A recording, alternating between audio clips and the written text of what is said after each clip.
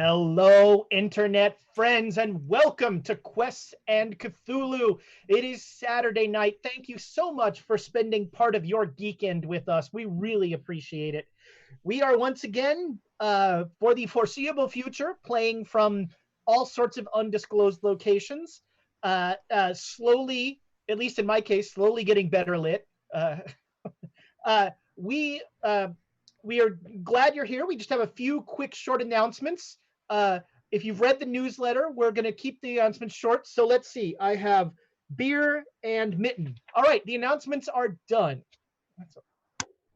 No, actually, Beer, you all know. Gordon Bierce is fantastic, and yay, Beer.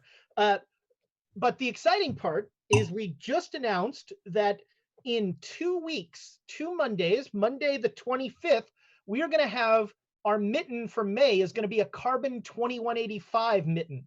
So it's going to be the same mitten you love, but Warren is going to be using those carbon 2185 mechanics to do it. So if you want to make a character for that mitten, you have to have linked your account to the Discord, and then in the Discord there is a mitten subscriptions. It's or mitten creators. That's what Mitten it's called. Coaches. Mitten creators that you can go into and sign up to create a character for it.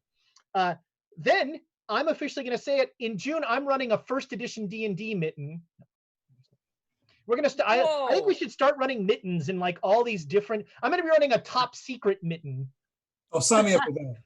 I'm Chevy Chase. Called it. Yeah, well, that's right. It's a top secret campaign based on spies like us. It's gonna be Exactly great. I've got second edition in my garage. I will bring it. I was told there would be no math on the exam. So the 25th, that mitten is going to be fun. We had last Thursday, we finished up the, I want to keep calling it Eden's Veil, but that is not right. The Veil of something. It was the Kickstarter. Exalted Veils. Exalted Veil, not Eden Veil. So I wasn't too sure. I was like, we're in Shanghai. What are you talking about? I for some reason in my head, all I could think of was the Harper Valley PTA, and I don't know why, but that's, look it up, kids. Barbara Eden's finest work. Screw you, I Dream of Jeannie. So we finished up the Exalted Veil. That Kickstarter is going live. There's a link, I'm sure, popping up in the chat, because all I have to do is say something and it shows up in chat. Watch this. Birds of Paradise, beer, newsletter. I want to see like 8 links. Just hey, look, it happened. Yeah, I was going to say it's exactly in that order too. I'm surprised. I'm gonna wait about an hour and then see if Thomas is paying attention. No, he's got staples to pull. There we go. So we really appreciate all of your support, your likes, your subscribes, your comments.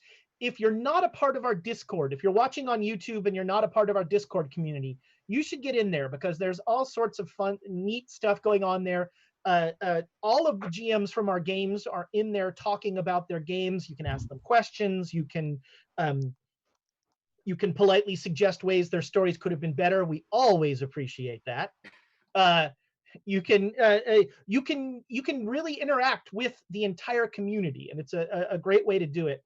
Speaking of the community, I want to take a quick minute in our Discord. Today in our Discord, King Shikamaru put up wedding pictures. He just got married, so congratulations. King Shikamaru. It's nice to see that in these crazy days, people are still getting married. It's good to know. And it was a properly socially distant wedding, which sounds, like that sounds like how my parents got married in the 80s, I think, socially distant. So Call of Cthulhu. We ended last time with Sylvano breaking his neck, having his neck broken, let's be clear, and then a wild romp through downtown Shanghai to try and escape stone foo creatures that were chasing you. You made it back to the hotel. Amy and her acolyte had a brief moment where she now has a resistance fighter who will join her in whatever she does. And it's now the next morning, and you all head down for breakfast, and Sylvano is not there. He's always first for breakfast. Probably still recovering from those wounds. Mm. He may have eaten and left too. He usually Dine and lets us- ditch. He usually lets us know when he's going somewhere. I'm gonna go check on him. Okay. Listen, Mamble's like, does he? That's No, I usually know. So anybody that goes to Sylvano's room will find that the door is ajar, and the room has been tossed, and there is blood, a lot of blood, like a life-threatening amount of blood. And I think, Alexandra, you were the only person that went, so make me a spot hidden roll. Okay. 60 made it. All right, so they're all in the carnage of this room. It's clear that there was a struggle. Sylvano was involved, so I'm not going to call it a fight. Whoa! Careful, He didn't have Silvano. his rifle. That was the problem. He didn't. have No, his no, rifle. Silvano's best Oh, he was a fighting good, skills. that's right. Sylvano was a good brawler. That's right. Yeah. And so on the floor, under a chair, you find a severed index finger with a string tied around, like with a knot tied in the joint and then a string coming off of it. It's quite fresh, and it appears to be Sylvano's index finger. Well, usually when I find body parts, I'm the one who put them there. I'm gonna crouch down next to that and look at it for a moment, and then look around the rest of the room if I can to see if I can spot any other body pieces. You do not see any other body parts. Like I said, there's a good deal of blood, and clear signs of a struggle. Okay. Does it look to me like enough blood that he bled out? You know what? You would actually know that. I So, really would. no, it doesn't look. It looks like enough blood that pieces of him were cut off, Mm-hmm. but probably not enough blood that he died. Okay. Is there anything in the bathroom? People tend to do body disposals in places like that. No, there's no sign of a body. All right. All right. And step out, close the door behind me, and quietly go downstairs to tell the others what I just found. Are you leaving the finger there? No. Gross. I'll pull a handkerchief out of my jacket pocket and shake it out and pick it up that way. You pull it up by the string. Uh-huh. And it points in a direction and stays in that direction.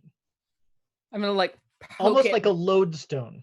Okay. And I'm gonna poke it a couple of times to see if it goes any other way. It returns unerringly to that direction. Which direction is it pointing? Southwest. Okay. Is it pointing out? It's pointing towards the harbor. Oh no. All right. Can I catch the finger in the handkerchief and wrap it up? Sure. Okay. I'm gonna. There's a weird feeling, almost like when you try and push two magnets together. Mhm. When you put the finger in there, there's resistance because it unerringly wants to go back in that direction. Wow. Okay.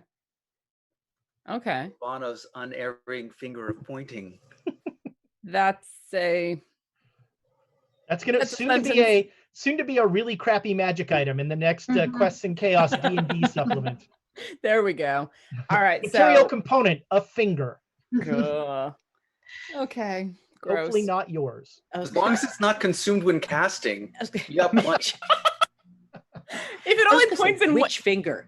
If it only points in one direction, it's useless to me. I mean, I guess it depends on what's in that direction. Anyway, once I have it wrapped up and pushing against it to try and make it do what I want it to do, I'm gonna put it in my pocket and see what happens. Shut Shut up, Amy. I'm The- sorry, but as soon as I see Alexandra, I would be like, is that a finger in your pocket? Or are you happy to see me? There we go. Actually. It's if anybody had 612 in the YouTube monetization, Yep. Every word in that was perfectly harmless. Yep. Just together. context. Yep. It's not it's not like the thing's gonna like rip your pocket out to point southwest. Okay. All right. So yeah, once I've collected what I have found, I'm going to step out and use another handkerchief to close the door because no, thank you. And I'm actually gonna. I mean, fingerprinting isn't really a huge thing, but also why take chances? And I'm going to head down and plop down at the breakfast table and say, "We have a problem." What's the problem? I was going to say the big one, the small one, the medium one's an immediate one from yesterday, one from today. Like just Well, how is Sylvano? Well, that's a good place to start. Sure, why not? He's not up there. There is a lot of blood Oh, no. all over, Uh-oh. and as far as I can tell, he didn't die up there, but there's a lot of blood, and I pull the finger out of my pocket and like look around. Is there anyone else in the restaurant with us? Yeah, there's a few people, but they're not really paying attention.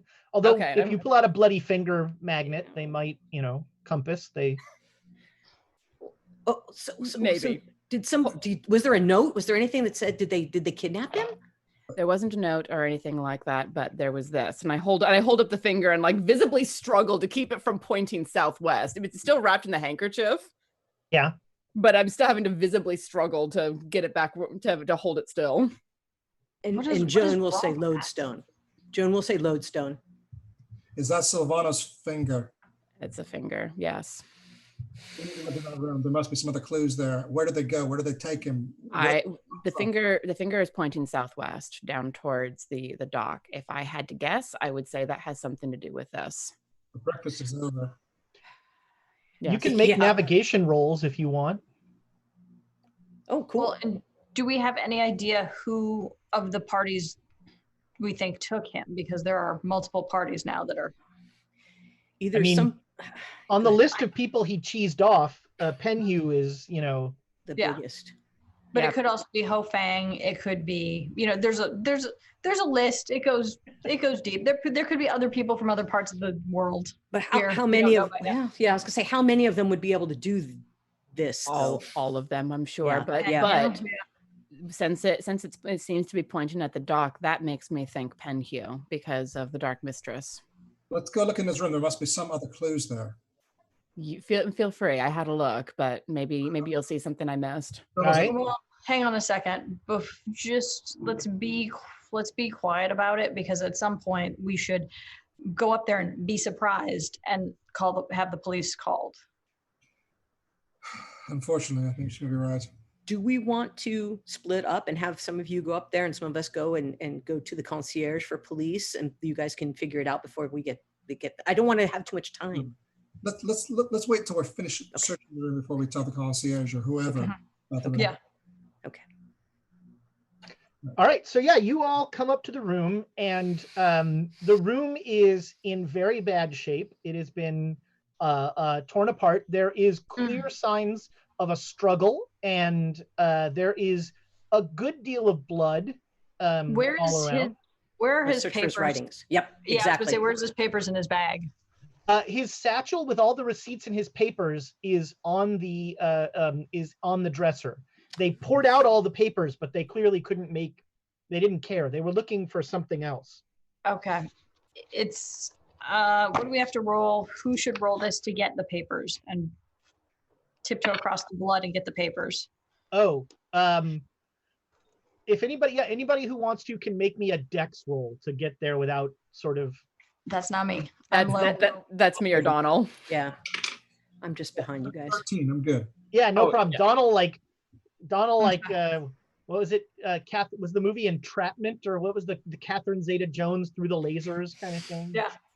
Um, The There's the a- lasers are blood. Yeah, no problem. You've collected his papers. Okay. Good. We need those. This is a good time for me to ask, who is carrying the Eye of Light and Darkness? Oh, goodness. I don't remember. I thought it was Sylvano. Oh shit. That's why I was asking. What? I don't remember Silvano having it. I don't remember.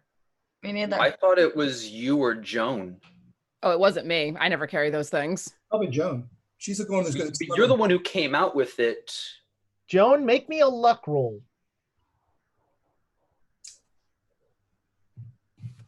31 beats it by a lot. You are carrying the Eye of Light and Darkness. Okay. I was looking at my notes just to see if I had it, but I do now. I will put down. Because you who would have smuggled You it can in? pull it out there, Joan, can't you? Or is Yeah. it, Oh, that's what it was. That's It was right. it was in the crate. Because Joan had to, you're right, Joan had to smuggle it. She would have I had to smuggled smuggle it. it Right. in. That's what we learned. That's okay. That's why. That's why I don't have it, but we have it in the crate. Yeah. Didn't Silvano have some sort of Atlantis book or something like that? No, Joan had that too. We gave that to Joan. But you finished the translation. Correct. I believe the book was taken the And then last the book time was your room taken. Yeah. was. The last time the rooms The one were was all spoke. yeah. Yeah. Yeah, Okay, guys, let me know when I should scream.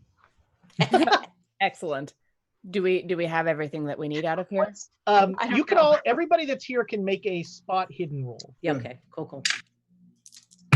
Ooh, 23. That is under the S's. That's an extreme success for me. Nice. Hard success for me. Emma is all over it. Extreme. So, Wow. Emma, you got a hard success as well, Joan? I got extreme. Extreme. She got a So you 5. both got extreme successes. So, Joan, you will find that you kind of start to recreate the scene that happened here, and you find that one of the windows, like the lock on the window, was shaved basically, and it by something very sharp, cut right through the lock. It wasn't, this was not a great lock because you're on the like 4th or 5th floor, but it was still metal, but it was shaved through. And so something came through the window, and it looks like they left through the window as well because it was pulled back to be closed.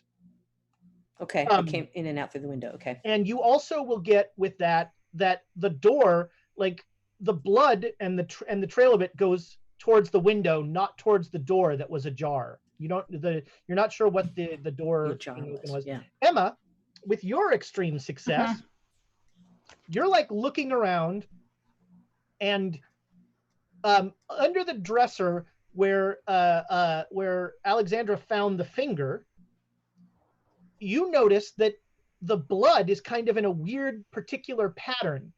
And if you slide the dresser aside, which could have some implications with legal stuff, you might be able to get a sense of what that pattern is. So instead of sliding, because trust me, I have a heavy dresser at home, I take the dresser and kind of tip it up on, you know what I mean? You know how, so the drawers come out this way, I come to the side of it, tip it up, and then angle it and spin it. And so you're telling someone else to look while you're holding the dresser. That's exactly how you avoid the... Yeah. So written in blood in the under there is a very simple phrase: if you want him, come and get him.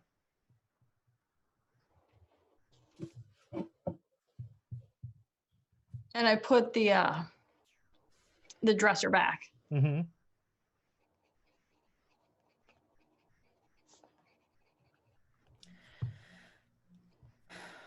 Well, that was clear. Yeah. No pressure, guys. Yeah, no pressure. Well, and then so that's why the finger's like that.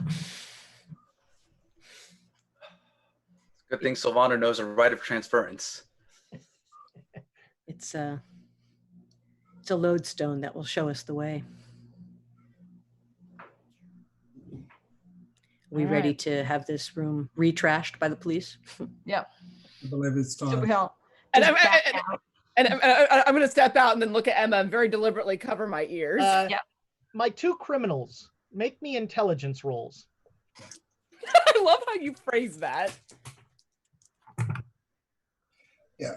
Did either of you get a hard success? No, regular success. All right. You're not, you're not in true felonious fashion yet. You've been, you're going soft. You've been helping people too long. Ugh. So Emma screams, and nothing seems to happen. All right, I'm gonna run down to the concierge downstairs. Yep. Okay. Yep. I'm gonna run Yeah, down. you run down the 4 flights of stairs. Yes, ma'am. Can I help you? My friend's room, it's been totally trashed and he's missing. We need the police here now. Oh no, of course, yes. What he gets the room number, and then he calls the police. Before you can go back upstairs, a Chinese gentleman wearing a kind of a dingy suit, he'll stop you, and he'll say, "Excuse me, ma'am. I'm Mr. Shea, and I'm the hotel detective. What did you someone is missing?" Oh, the hotel. I didn't even know the hotel had a detective. Wow. Yes, our friend. His room. We tried to get him for breakfast, and his room was trash, and there's blood, but he's not there. I see. Please let's go check this room. And we gotta wait for the cops to come. I assure you, ma'am, I know how to work with the police here. Okay. But before she comes up, I'm going to lean over to Donald and quietly point out, if they got our description from the doc, you and I shouldn't be here. Getting rather nervous about the idea of the police prying into Sylvano's affairs and looking into possible suspects. They usually look at the people who know him first. Yes. They'll make a motive. They'll make whatever motive fits their narrative. And that his satchel is not going to be there, correct? Oh, correct. Okay. Yeah. Thank you. All right. Well, I will, since I'm so tired, it's going to take us a while to get back upstairs. Let's go have a drink. All right, so Alexandra and Donald are not there when they come up. Yeah, very deliberately not there, just in case the description got back to the cops. So Mr. Shea comes in and he introduces himself to Emma. He says, "Well, I'm very sorry for." And I'm just like, this. He looks at your hand. I'm very sorry for this stress. Tell me, do you think your friend is dead? I don't know. I mean, there's a ton of blood in there. I can only assume that he is. I mean, I can't tell. Why would he be dead? Of course. I don't have any reason to think that someone would want to kill him. Tell me, do you have any enemies that you think might do this? This doesn't seem like, well, let me rephrase this. We don't get a lot of robberies that involve bloodshed here. Oh no, I completely agree. And again, I'm just like fainting and wooing and I don't know. And I would totally put in, he might fight back. He might have fought back, kind of thing. I need to sit down. Please do not sit down in this room. Okay. What you Not that I can think of. I mean, we were just here doing research for a client. See, I'm a private investigator and he's my assistant. And he's the one who, tracks all of the receipts, does all of the hard research. He's really invaluable to my to my life. Somewhere Sylvano's like, "Aw." Who's she talking about? That's the real question. She had another assistant? Exactly. What? I'm terribly sorry, ma'am. Yep. The blood seems to indicate that they took your friend out the window. This isn't a robbery. This is a kidnapping. Really? That's what I was afraid of. That's what I was afraid of. Does that happen often in Shanghai? Should we anticipate a ransom note? I mean, have you entangled yourselves with anyone who might have a reason to kidnap one of you? Do you owe anyone a large sum of money? Nope, we do You not. still have the bouquet from Madame Lin and the note? That's in Emma's room. She's completely upstanding as far as this gentleman. I don't know anything about anybody. What was I saying? No, we do not own a large. In fact, we were just here on a research trip. We were assisting Dr. Lamb here with some research into a theory about pyramids. He pulls out a pocket watch. Mm-hmm. He says, I will be frank. The police will be here in 20 minutes. They are massively corrupt and owned by organized crime. So if your friend here had anything to do with any of the major crime syndicates in Shanghai, they will do nothing. Okay. I just look at him blankly like, all right, I don't understand, but okay. And kind of do I understand that this is kind of a pseudo shakedown? Like, is he looking for money? No, I think make a psychology roll. I actually had it checked off. Apparently I've made it once before. No, I do not, because my psychology is only 13, so. All right. It doesn't feel like a shakedown, but you don't really know why he's doing it. Yeah, I don't. I'm sorry, sir. Then if there's no hope that you could, then he could help me. Would you be able to help us? I don't know what to do. I don't know who to turn to. Typically, it would be the police who would solve these crimes. He starts to look around. He's like looking around the room. It seems that he misses everything under the dresser. It seems that he doesn't notice that. And so he's looking, he says, well, my main concern is to make sure that the good name of the Grosvenor is not brought in to this unfortunate matter. I mean, the police will probably not do anything, but, and I asked this question decorously, I hope you understand. Is there anything in your friend's background that might be questionable if they were to look him up? Not that I'm aware of. I mean, like I said, he worked for me in New York. We grew up in New York together. Nothing. He's just very sort of average, kind of a skittish gentleman, if you will. I suspect that if this is his blood, that the sight of all of this blood would make him faint. I see. Should we, if I start walking around like toward the dresser, is he going to stop me or anything? Like he doesn't. He's like, I don't think, ma'am. I respectfully, I think we need to leave this as, we need to not be.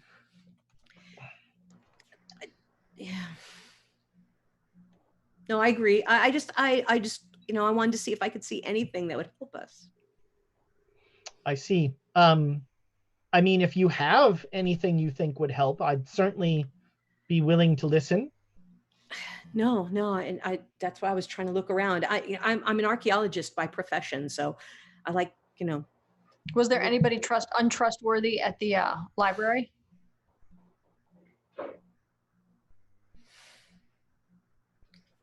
That we could think of? Perhaps did somebody approach you at the library? So you're not mentioning the fact that people who've been tailing you have been getting shot all over Shanghai. Nope.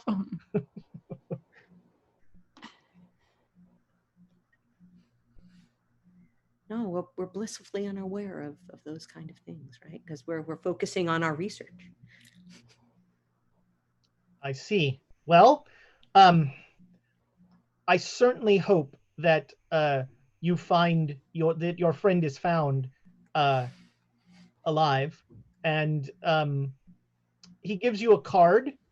He says, if I can be of any assistance, please do let me know. Okay, thank you. Alexandra and Donald, you go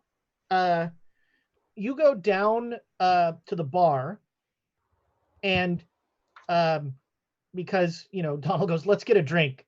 Alexander's like, it's 9:30 in the morning. No, I literally looked at my watch when he said that. Yeah, I saw that. And sitting in the bar is well, describe yourself, Flint, for these people. Right. Well, Donald knows you actually. Sorry. Yeah. Donald, Flint, your old airplane buddy. Thorncastle. My lord. Thorncastle. Alexandra, this fellow here, this American is Flint Thorncastle. Works for a fellow Rogers. The Rogers Syndicate. And we worked together in Cairo. So I'm here working on something for Rogers, but I kind of use that as an excuse. Please tell me you didn't give him that headdress. Sorry, what? Let's not talk about that here, perhaps.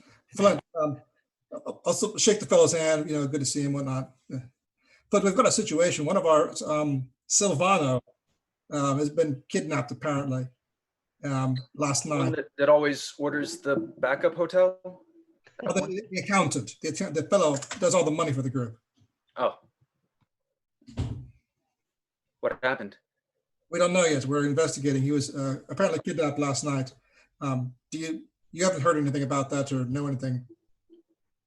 Just got here. There was an awful lot of blood, and he got dragged through a window apparently. Yes, that was my expression too. Unless he can fly. I mean, was there like a fire escape outside the window? Oof. Nope, it was a 4th floor balcony. We are familiar with a flying cobra. Yes.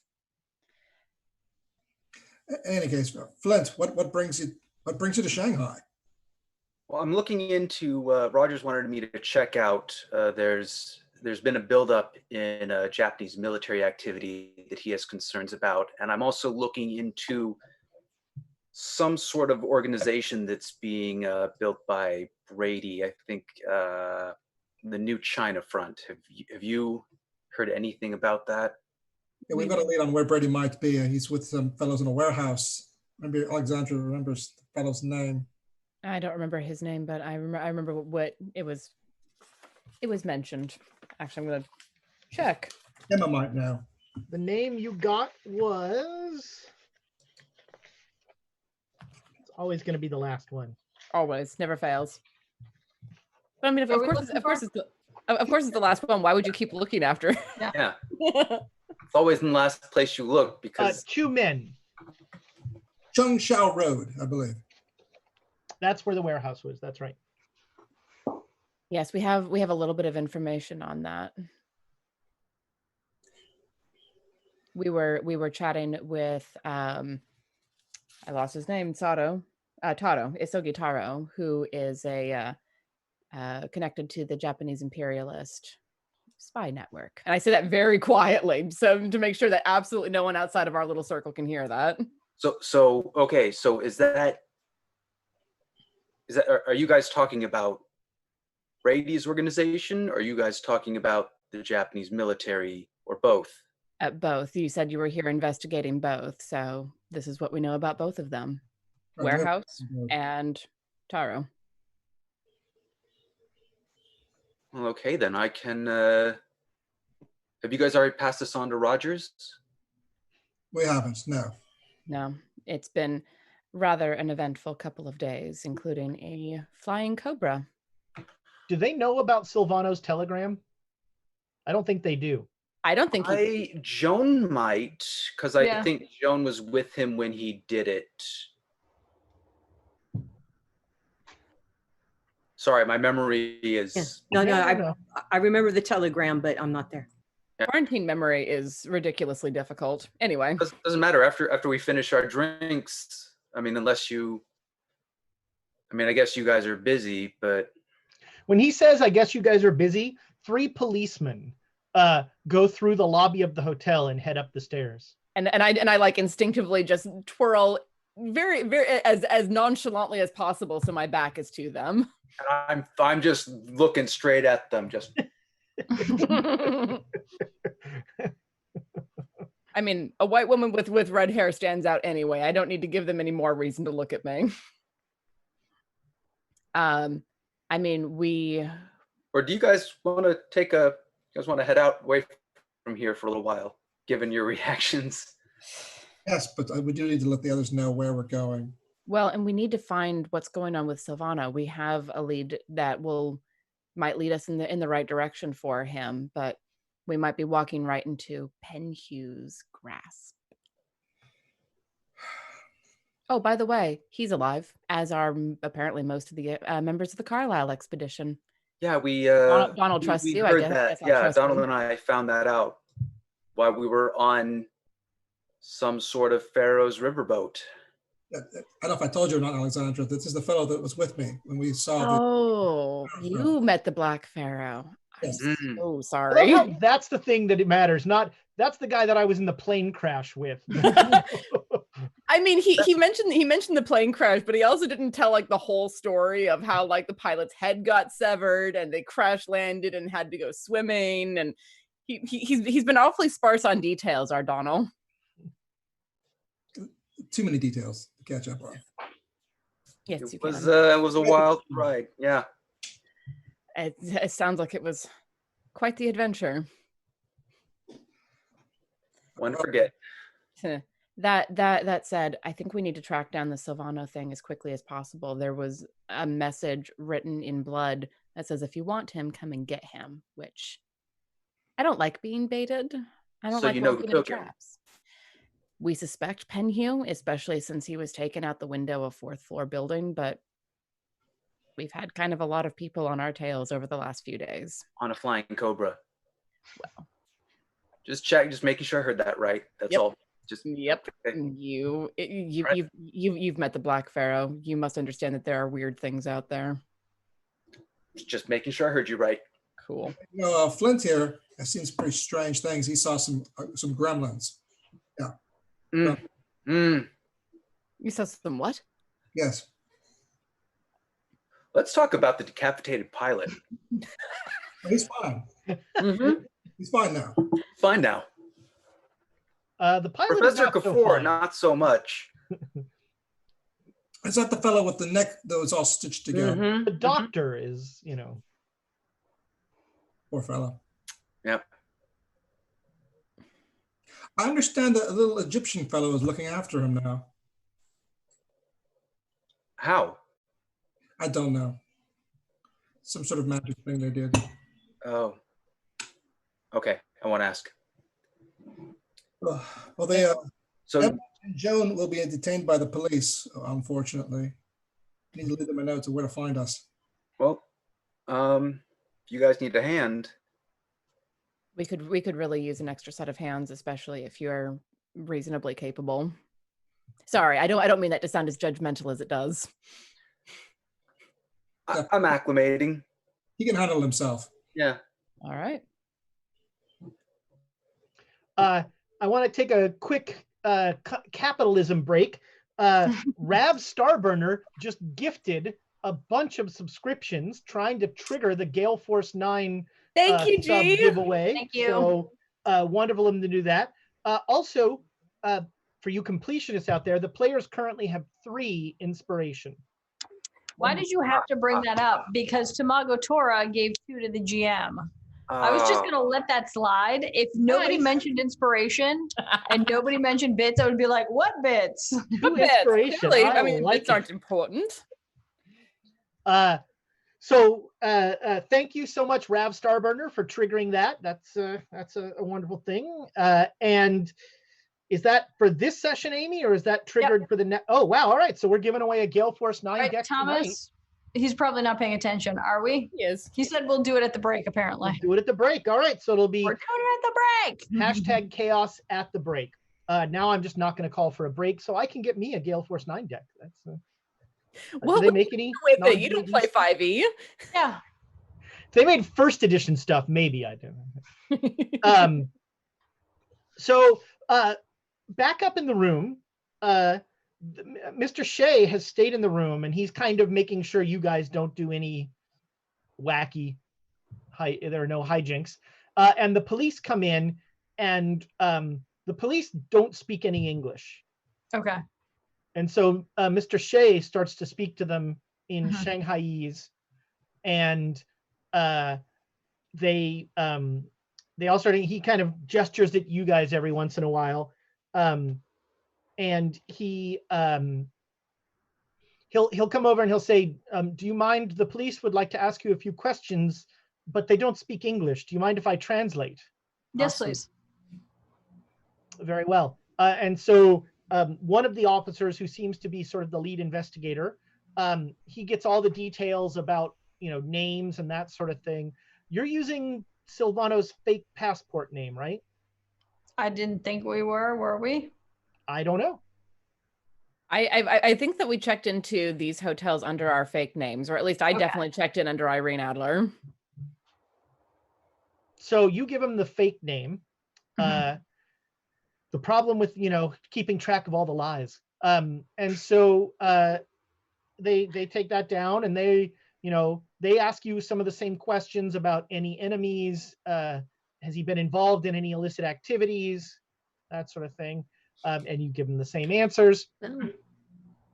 And then one of them, the guy will ask, does the name Isoge Taro mean anything to you? To me, no.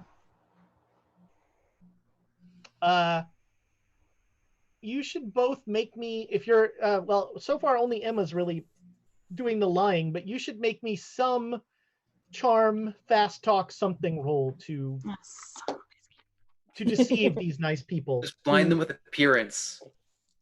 Yeah. You want me to make that roll too, a charm or something like that? Are you gonna, yeah, sure. No, Yeah. I'm mostly just gonna go, Don't lie out loud. right. Yeah. Ooh. How detrimental is this? Because I missed it by one. Like, I'd be willing to not go to jail and spend a point of luck. I mean, it's always good to not have the cops notice that you're lying. Yep, I'm gonna spend the 1 point of luck. Okay. It's fine. She's got a lot of luck. I've got a, Yeah. What do we got here, Joan? I made it. I just made it. It was Okay. a 24. I was hoping that was I fumbled smile, but so yeah, you guys, you've never heard of that name, and they say, okay, well, and then they, with those rolls, you can slide through. They also definitely ask if the name Ho Fang means anything to either of you. Just in reference, I heard that he's less than a savory individual. I mean, but that's Stay just away. rumor. I don't know him personally, so I wouldn't want to speak ill of individuals I don't know. All right. That's a very veiled answer. There we go. Mhm. So yeah, the policeman will, like, it feels pretty perfunctory. They look around. They don't see the thing under the dresser either. They look around a little, and then they sort of usher everyone out.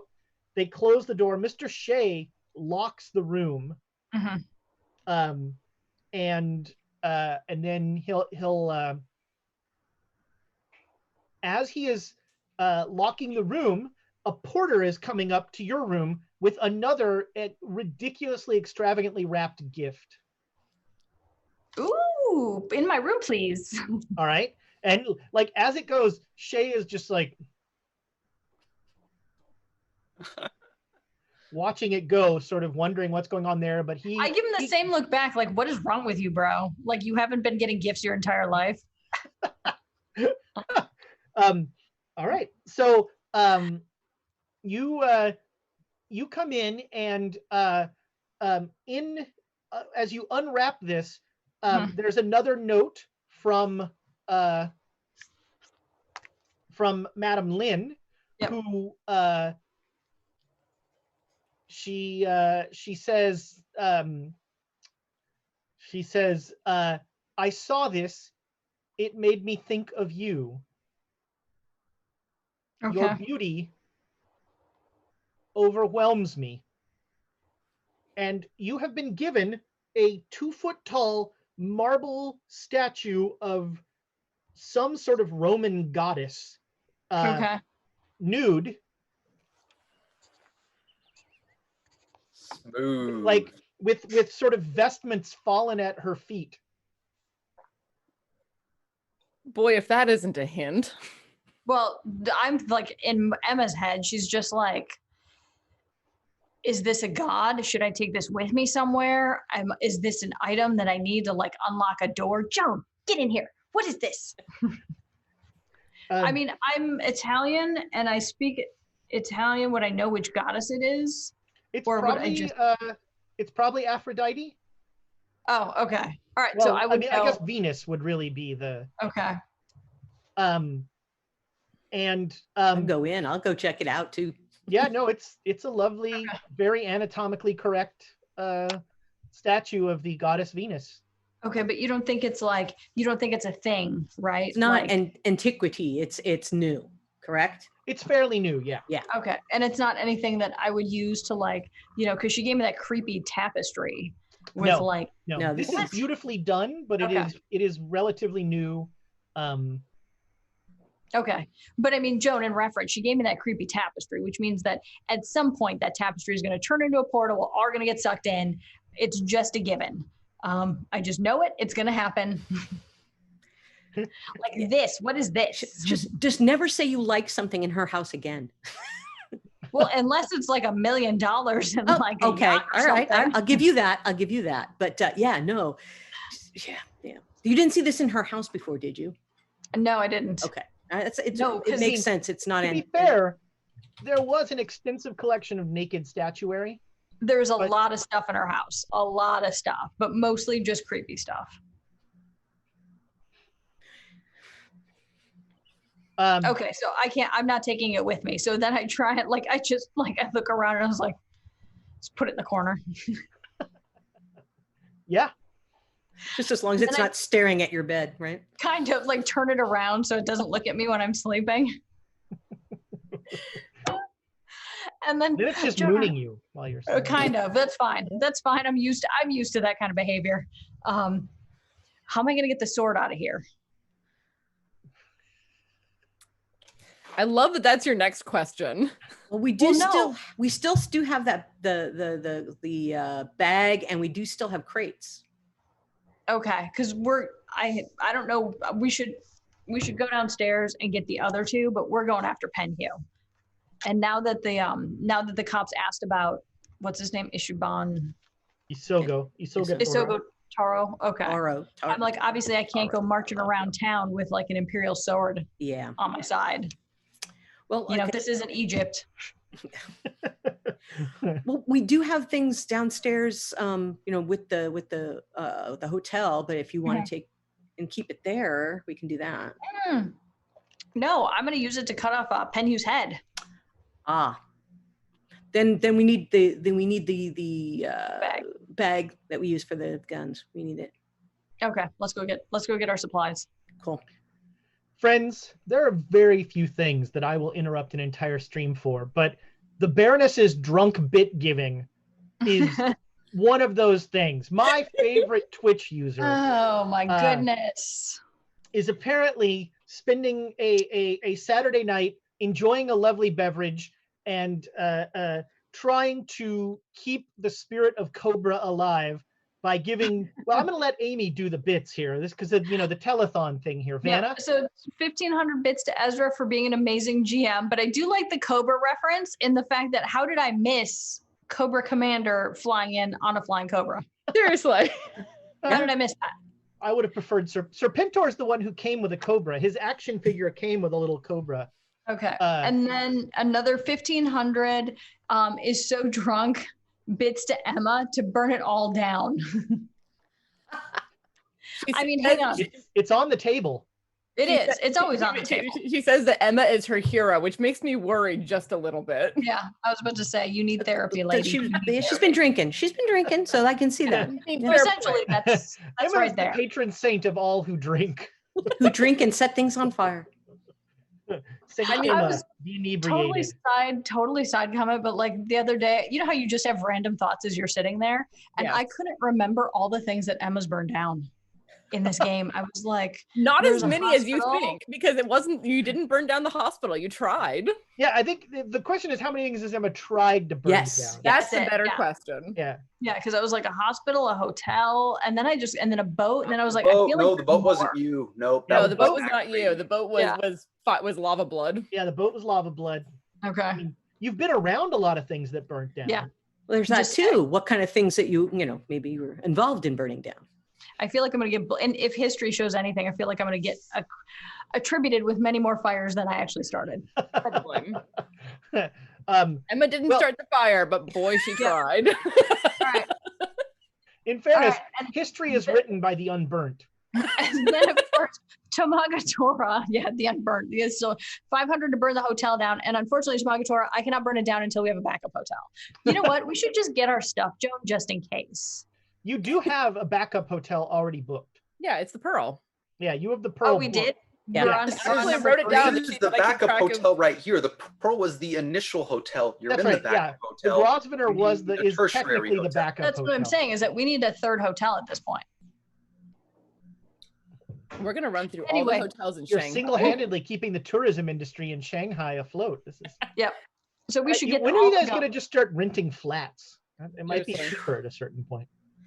Although you don't have an accountant now, so Right. So how are we going to deal?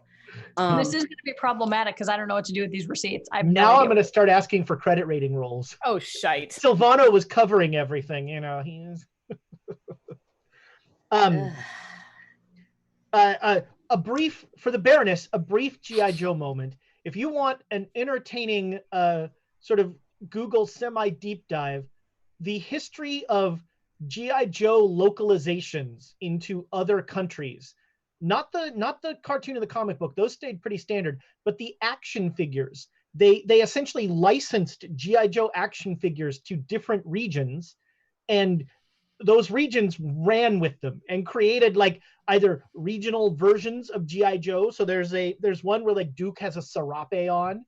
But with the real thing is the sort of Southern America, in South America, they were really into all of the G.I. Joes having animals. And so there's this ridiculous, like one of I think it's the Cobra Sea Trooper has like a manta ray, and somebody has like a gar or a barracuda, just all these ridiculously useful things. It's there's a couple of sites where you can find pictures of them, but the localizations of G.I. Joe figures and the lack of any sort of quality control on Hasbro's part to like control stuff is very amusing. I actually, speaking of side comments, I long ago knew a woman who worked for Lucasfilm. She was an attorney, and her whole job was to read Star Wars geek stuff and make sure that it was canonical. But she was an attorney. She was in the approval department. And so she would literally like read things and be like, what is the Silurian starport or whatever? She's like, that's actually over here. So you have to change that. It was one of the most amazing jobs I've ever met. It was a crazy job. She was literally like, she would read books and she would like go through RPG stuff and novels, and that her job was to make sure that it was appropriate to Star Wars, to Lucasfilm canon. Wow. I really hope no one ever showed her fanfiction.net or its follow-up Archive of Our Own, because oh Lord. I wouldn't know, but I'm sure it would curdle her blood. Probably. Those weren't officially published though, so. And I could go into the history of fan fiction and creators going after fanfic writers because it's a sordid history. Anyway. Wow. Oh yeah, no. Ask me about it later. It's a whole thing. That's gonna be our next New Year's Day. We're gonna have a fanfic program where we're just gonna. You're like, wrong. That's wrong. That's wrong. I'm very excited. There's a very active Quests and Chaos / community, so it's all Tiana, but it's very active. I was gonna say, hey. No, she liked it all. That's all right. Okay, and then before we get back to it, 1,000 bits to Ezra from JD Matthews 85, because we can't use his name right. Keeper of the Ages. Keeper. No, I think you mean aged keeper. Yeah. Keeper for the aged. Yeah. Oh, there it is. Yeah, there we go. JD Matthews, my second favorite Twitch user. Rachel's my third favorite because she hasn't done anything. I haven't seen any bits to the players yet. So, Rachel, that's your cue. Where's our favorite Twitch user? Don't you dare! Now she's gonna do it for sure. She is, just out of spite.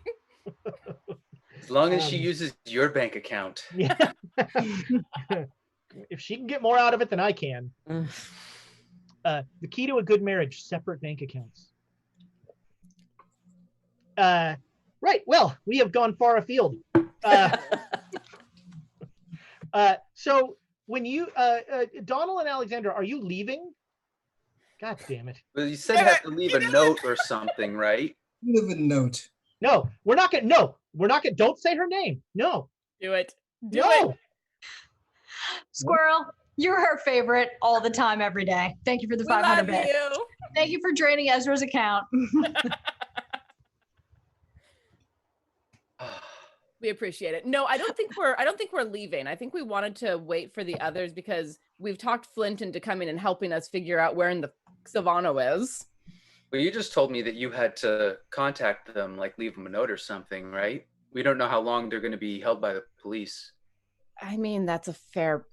And you were telling me this was urgent. Yes. Perhaps we could have the hotel send a note up to them, and if they're free, they can meet us down in the dining room or some other part of the hotel. That's a good idea. Hey, Thorncastle, you wanna take that on since you're not actually are you a guest here? Did you check in here? Not yet, no. All right, then it might be better if you do it because they will definitely recognize me and ask, why in the name of God are you sending a note up when you could just go up? Okay, yeah. I'll walk over, leave a note announcing that day Flint Thorncastle, sent here by an Agent Rogers or a mutual friend. I don't know if that would be taken more threateningly, or yeah, I'll use a mutual friend. There it is. Are we waiting? Are we waiting somewhere? Or are we telling them to meet us where we meet? Where are they meeting us? The dining room. Right. Dining room. The hotel restaurant. You're gonna do the investigation from there? Okay. All right. Wait. We're gonna wait for them. Second breakfast. All right. Hey, I always knew I was a hobbit. That sounds good. All right. So you guys head to the hotel restaurant. It's going to be between the interrogation and the admiring of Emma's new gift. It's probably about an hour before they come down. Okay. The restaurant keeps asking you to order something. Another scotch. And some pastries, perhaps. Scotch and pastries. Breakfast of Scotch champions. pastries. Mhm. So yeah, they'll bring you some breakfast stuff, and they'll do that. So you two come down about an hour later, and the front desk guy waves you over and hands you a note that says that we're waiting in the restaurant, but it's Okay. from a guy named Flint Thorncastle. Okay. Joan, do you know who Flint Thorncastle is? Because apparently he's waiting for us in the. But Where's he's- our two? Where's the bar? I You say mentioned something that there's mutual a friends. mutual friend. Mutual friends. Yeah. Oh, This is God. not ominous at all. Yeah, I was gonna Should say, I- dude, can I roll to see if it's ominous? Yeah, I was about to say, I don't know. Let me go find. We should find Alexandra Donald instead of You don't going have to meet roll. whoever- I worded it ominously. Yeah, it is ominous. Yeah. Okay, Okay. but we should. They're not in the bar. Oh, because that's where I was gonna go look. Yeah. So can I ask the That's concierge where our friends are? The two that we were with? I believe they went with the mustachioed gentleman into the restaurant. Ah, okay. All right. All right, let's go to the restaurant. So yeah, they're now the only people. The restaurant wants to close. Mhm. They're like folding up the breakfast service everywhere around them and like shooting looks and saying probably inappropriate things in Chinese. But we see them. Oh, good. There they are. Yeah, they're there sitting with a gentleman with a magnificent mustache And a scotch. and a scotch. And we're looking at them to see, Donald and Alexander can take care of themselves, but okay, they're saying come over. They're not, they don't look like they're being under the They table. do not right? look like they're being held. Okay. No. No, for the situation, Alexandria looks remarkably relaxed. You don't see any knives, so Yeah. Cool. I haven't even picked up one of the steak knives, so things are probably okay. Cool. Just had to check. I'm learning. Well, surprise, surprise, the cops here are useless. Shocking. That's actually good news. They did ask us a lot of questions about people we may have run into here. But I have officially not run into any of them. Fair enough. Joan, Emma, this is Flint Thorncastle. He works with Agent Rogers. Oh. Is this the infamous Emma? This is her. Yes. The one that made Professor Kafour start to have a breakdown? Are you serious? What? That wasn't all me. That's her. Okay. Infamous is exactly the right word, Thorncastle. I didn't do it. Or if you did, you've forgotten. I'm just saying I don't know him. I didn't do it. You made a grown man break down into hysterical crying. Ooh. My goodness. You'll have to teach me that. Exactly. I should get some sort of skill check for that, shouldn't I? I don't know what it would be. Cthulhu mythos, right? Oh God, do I have the highest Cthulhu mythos again? Now that you're gone. I think without Sylvano, yeah. If Ezra's really mean to you, he'll bring Sylvano back. That's Or he fair. won't know. No, yeah, it would. Yeah, that'd be a mean thing to do. All right. I hate to break up the party, but Sylvano's gone, Yes. and let's just go kill Penham. That is going to be We're not ordering breakfast. Breakfast. Why didn't you order breakfast while we were sitting here? They kept asking you. Kept saying we were waiting. I thought we were waiting. I was trying to be polite. Now all I have in my stomach is scotch. Yeah, that sounds about right. On you. Let's go get out of here and go to lunch someplace else or something, because I don't want to be here anymore. No. Well, we made them wait. Like, that's actually kind of insulting to. But okay, all right. As you all get up, like, people come over and they immediately start taking the table down and like swearing under their breath. Yeah, I'm sure we all recognize the swearing. It has a certain international flavor. Where are we Learn a going? little Shanghaiese. Well, apparently We're gonna go to the. kill Pinhu. I'm gonna pat my pocket wherever this leads us. Yeah, let me get my sword. Your butt? What? I did not pat my butt, you arse. I patted my pocket. I'll sh- He doesn't know what's in your That was a pocket. beautifully constructed sentence. I did not pat my butt, you arse. Anyway. If that wouldn't demonetize us, that would be an That would be episode. that. That would be it. Yeah. Well, she's English. She would absolutely use arse instead of ass. All right. Okay. So you're just gonna follow the finger? I mean, I'm going to leave the thing. I'm going to leave it wrapped up. Bless you. But you Bless can. you.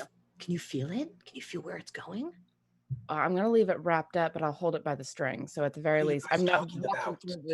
through the. Let's get out of here Let's and go. Let's step outside. Where should we go? we'll Huh? see. Wherever it leads us. What are you talking about? We'll tell you outside. Let's go to one of the rooms and talk there. We have wasted Yeah. too much time already. I know, but I got to get my sword. And doesn't anybody need a gun Let's or go to, something? I have to get No, my. I have my knives. Oh, do I have? I assume I have my case somewhere, right? All Yep. right, All right. that's not a small case. I know it should. Do we see the case? Yeah, it's like sitting by the front desk. Oh, Donald, I see why you took to him so quickly. Yeah. But let's meet and confer somewhere in private, shall we? So when we go back upstairs to the room, are the is anybody in there? Nope. Like, okay. Sylvano's room is locked and closed, and it doesn't seem like anybody else is up there. Okay. So whose room are you going into? Emma's room. Okay. Emma, good. make a luck roll. Who's making luck roll? Emma is. The first thing you see is a naked statue with its butt. I do not make it. It's because I only have 38 luck left. Okay. So you open your door, and you're as surprised as he is to see Mr. Shea, the hotel detective, who is like, right now he has like your bed. He's like lifted up your mattress, and like the door opens, and he just goes, I'm sorry, excuse me? I didn't know that investigating my room was going to bring my friend Sylvano back. A good detective follows all the leads. A good detective minds his own business. A good detective might ask why there's a Japanese sword in this room. A good detective would also ask why there's a naked like statue in the corner facing the wall. A good detective wants to know nothing about that statue. Or that tapestry. Oh no, the tapestry's in the safe. Yeah, the tapestry. He'll say, or the tapestry that's in the safe. Because honestly, the good detective would think that the statue would be more interesting than the sword. Okay, how about a perverted detective would think the statue is more interesting than the sword? We have an associate of yours who has lost a finger, a door that was sliced open by a very sharp instrument. Does he know he lost a finger? I don't think he does. Yeah, he's an amazing detective. That's how good he is. I hate him already. No, but he's a compatriot who's lost a great deal of blood, and a window that has been sliced open with a very sharp implement. So I pick up the sword sharp implement, like say a Japanese cavalry saber. Is it really sharp though? Like I pick it up and like do this. Is super sharp. Oh, don't do that. Okay. Oh yeah, you're right. That is kind of sharp. I just thought it was pretty. That's why I got it. I bought it off somebody. That kind of checks out. If that is the case, why is it hidden? What do you mean it was hidden? I just kind of, have you seen this room? I just put shit wherever it is. You know what I mean? It's like, where was it hidden? It was wrapped in a coat in your closet. Yeah, that feels about right. Did you, what else did you find in my closet? Because usually I just take my things and just kind of throw it in there at the end of the day. And I'm actually looking for a shoe that matches this shoe. And I pull one out from like underneath a bunch of crap that I have on my floor. And I'm just like, I can't find this one. So like, is that in the closet too? Because I have been slowly, just like millimeter by millimeter, moving out of the room. I'm with him on that one. Why? I'm going to take you at your word that you had nothing to do with the disappearance of your friend. Why would I take my own accountant? If I took him anywhere, he would just be next to me. That's where we would be together. Also, why would we draw attention to ourselves deliberately if we had anything to do with this? Exactly. And like throw blood all over the place. That makes no sense. This would not be the first accountant killed by their employer. You can just fire them. I mean, if they're terrible, you just say, thanks, but you know, your services are no longer needed. You can take your stuff and leave, please. It's just that simple. I see. Well,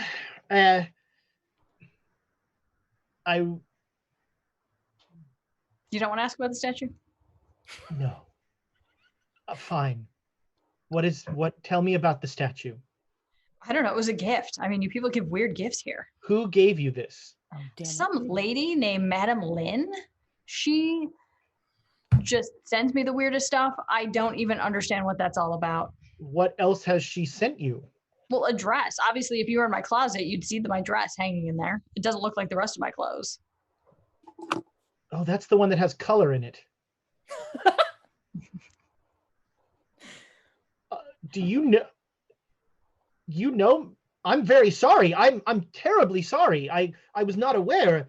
I beg your forgiveness. I'm terribly sorry to have inconvenienced you in this way. Please excuse me. I'll be going. Everything here is fine. Thank you. Wow.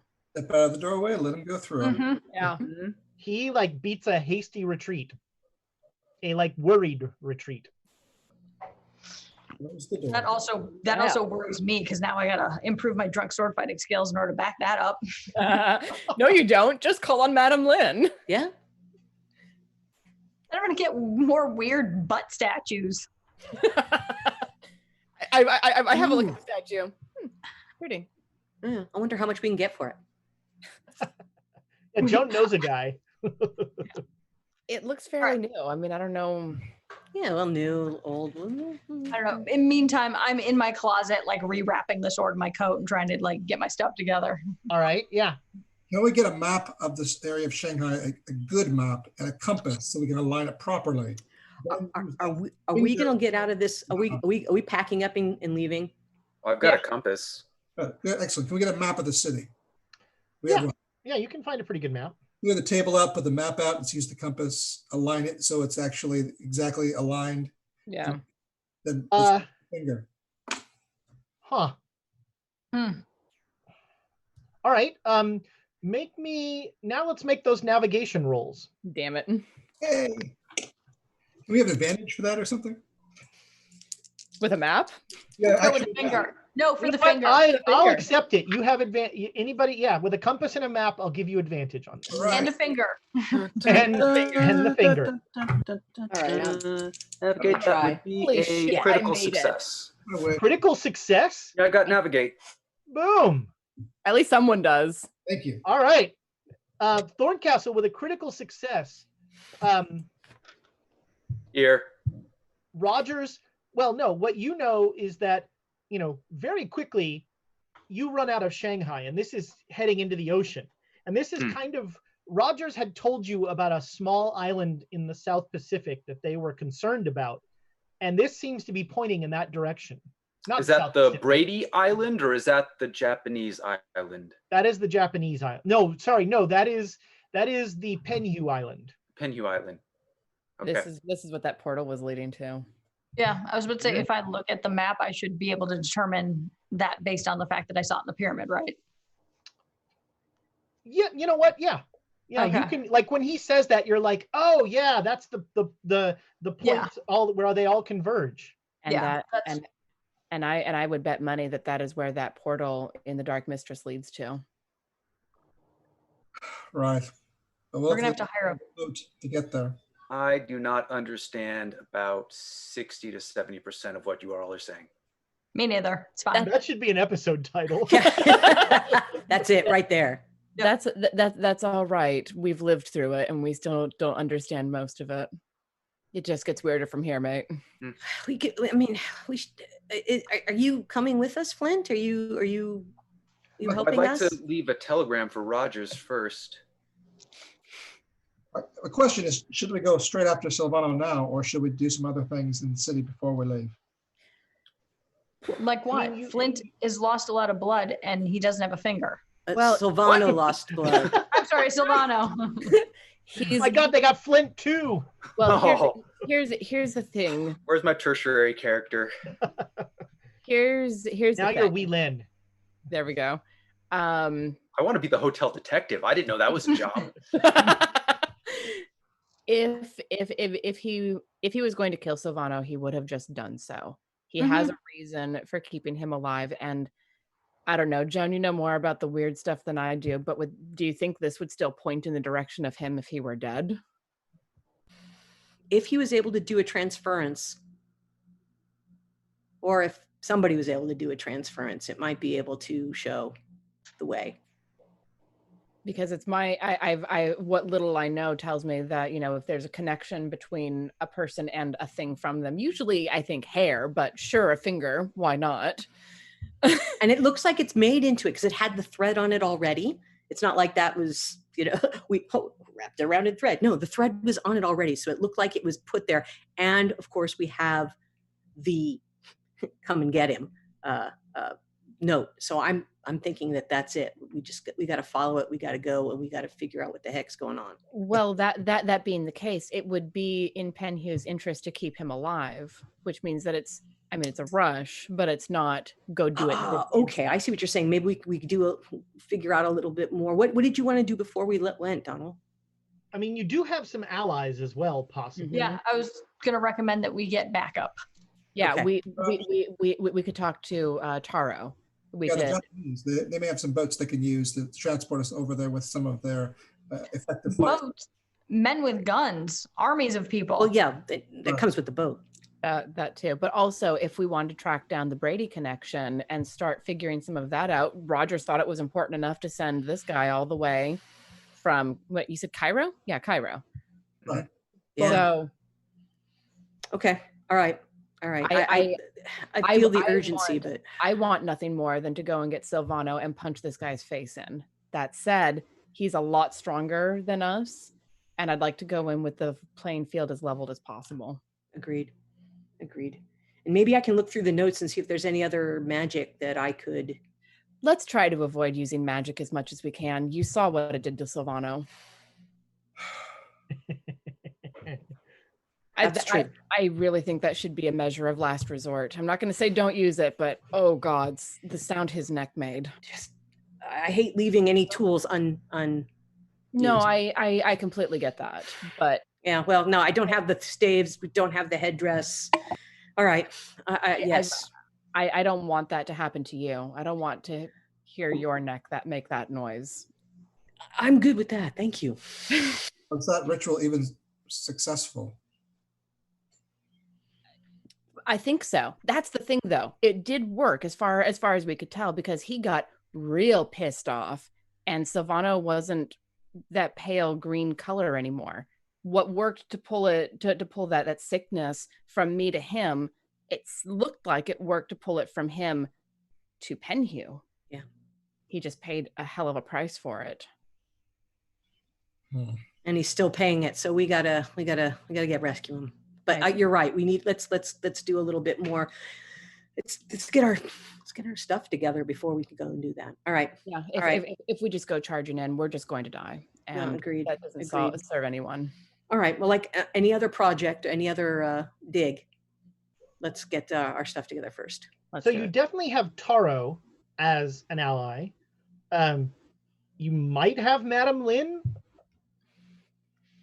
Emma, go flutter your eyelashes. Just go flutter at her. Who else? So what else do you want to look into?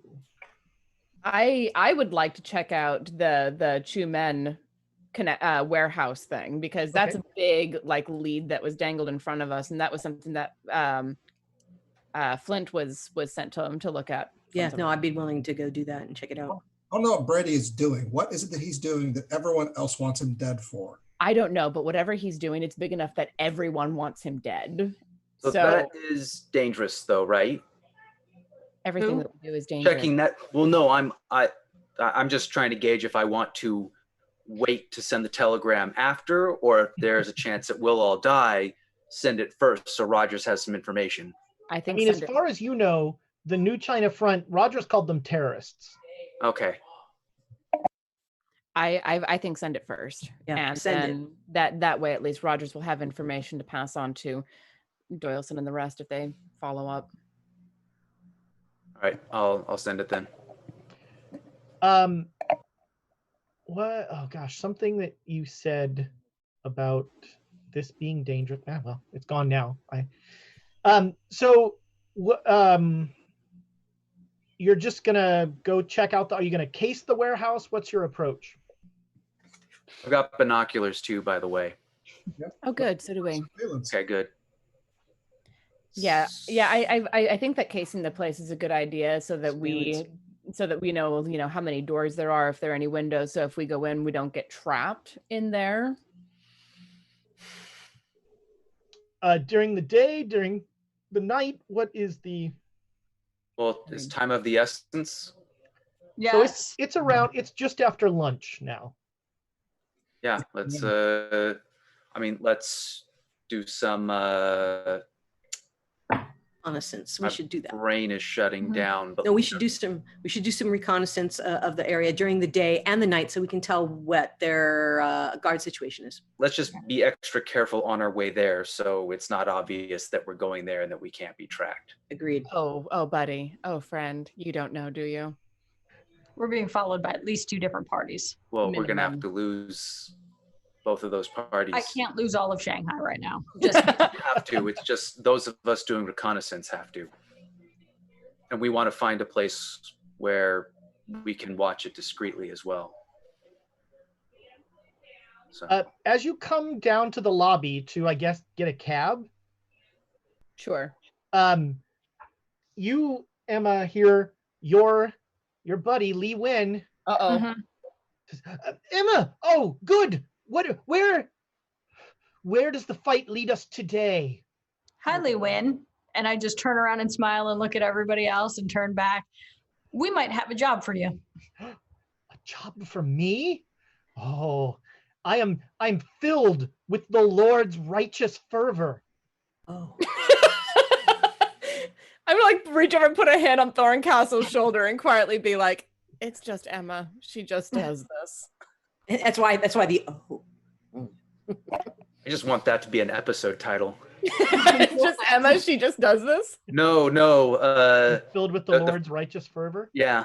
Well, Yeah. That'd get us a different crowd. Well, I'm fine with that. So I look at everybody and just be like, we should have you go. Why not? Would he know to look for the kind of information that we need? I don't know. What do we need? Entrances, exits, Yeah. windows, guards. Yeah. people in and out. Whatever you need, I will give it. I would give my life to this cause. no. What is the cause? No, for this, no. We need professionals doing this. I'm a professional. What's the harm? We just need to I know. graduated high school. Oh. We just need. The three of us have to go to the bathroom. We'll see you in several hours or maybe a day. We just need someone to discreetly look at a specific building and let us know how many doors they have, how many windows it has, No. how many floors it has, No. who's coming and who's No. going, and at what times do they do. No. And if you're found And what with do a bag over your head, they will drag you away and they will shoot you. No. It's very dangerous work. He's fully That aware. took a turn at the end. No. No. Vetoed. No. But for you, Emma, I would do. Of course, you have shown me the power of righteousness and the power of our Lord and Savior Jesus Christ. And you need to blend in and do it discreetly. No. I love your attitude. I am the but no. soul of discretion. He screams at the top of his lungs. He's going to give us all away.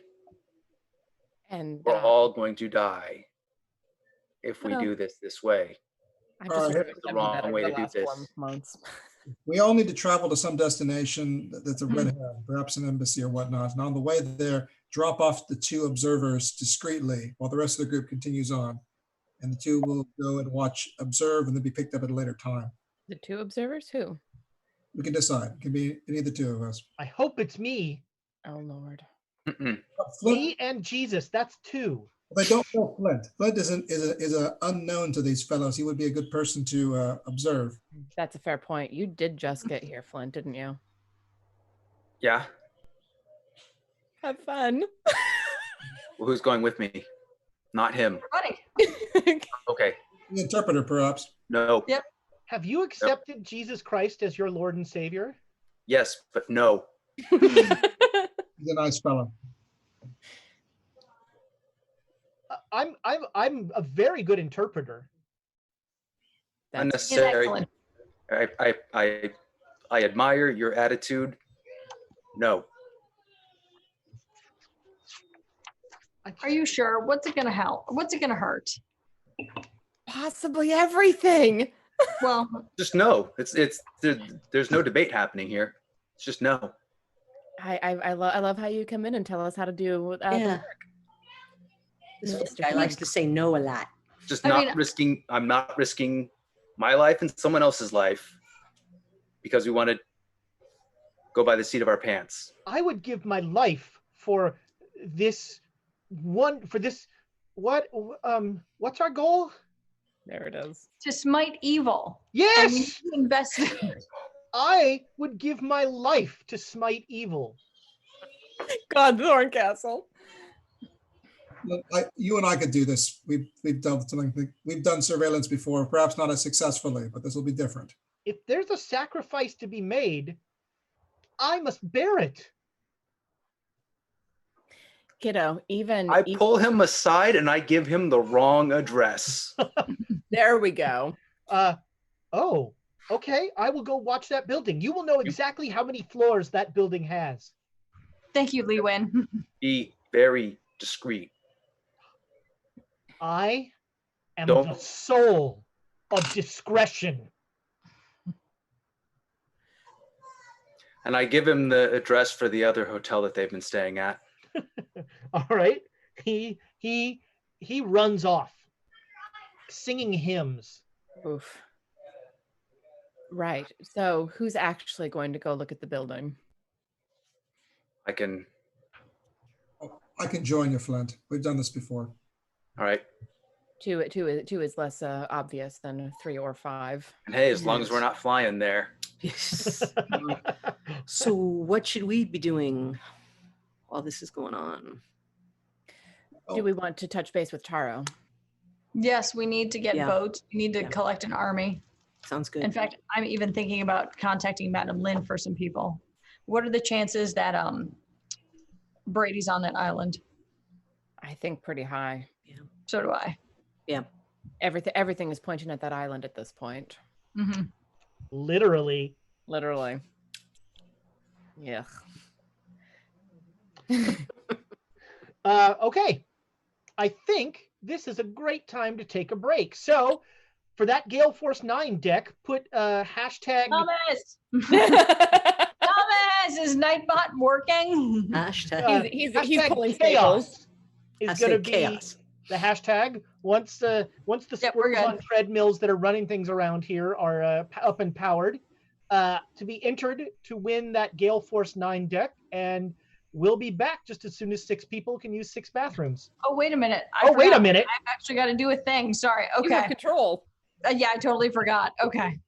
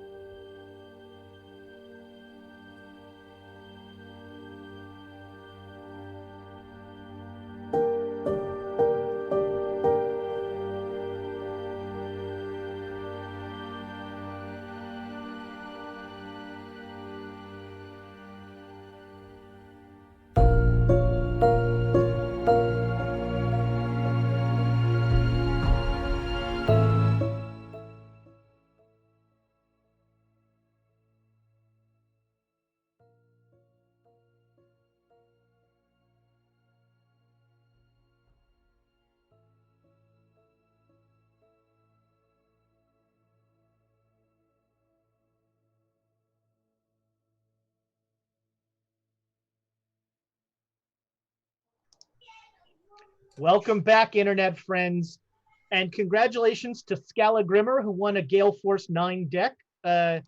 Thanks to I've already forgotten somebody else who gave a bunch. Rav Starburner. Rav Starburner. I'm not old.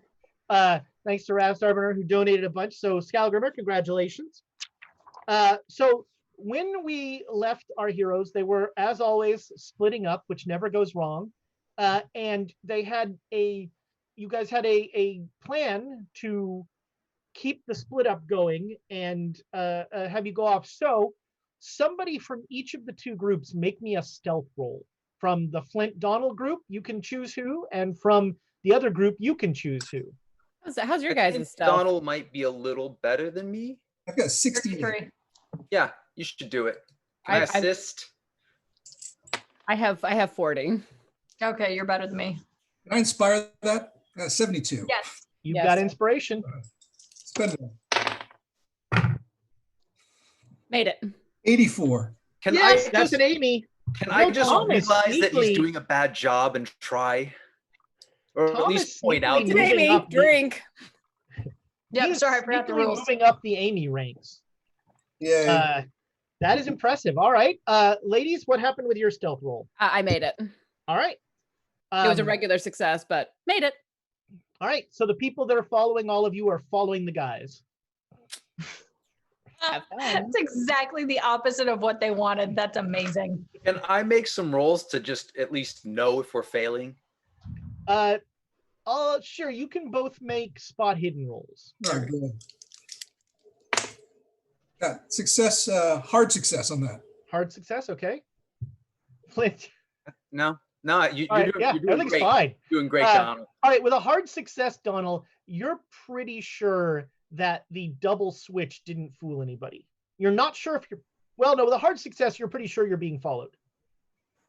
You have no idea by who or how many people, but That truck there is very familiar. Hmm. I know I saw it earlier behind us. They must have seen us get out of the vehicle and they're following us. Do we want to find a nearby restaurant and make it look like? Did we get lunch? Because we didn't get lunch, did we? you did not get lunch yet. Did not get lunch. We'll grab a bite and then maybe we can leave out the back door. Sounds good. All right, so you guys head to a restaurant, so you'll do that. Ladies, you are heading to, well, actually, where are you going? Madame Lin's, is that what I heard? I was just going to send her a note at some point when we figured out how to get a boat. We were going to the sword. Oh, you're going to be the sword gentleman. Taro's. Yeah, you're going to connect with Taro. All right, so when his last warehouse had been unceremoniously destroyed, he had told you a way to connect with him, and so you, through intermediaries, takes a little bit of time. It's the afternoon by the time you do, but you meet him in the banquet room, a back banquet room of a Chinese restaurant. You're seated when he comes in. He comes in through the back door. He's dressed like a waiter, as are the two guys who are with him. And he says, you called me?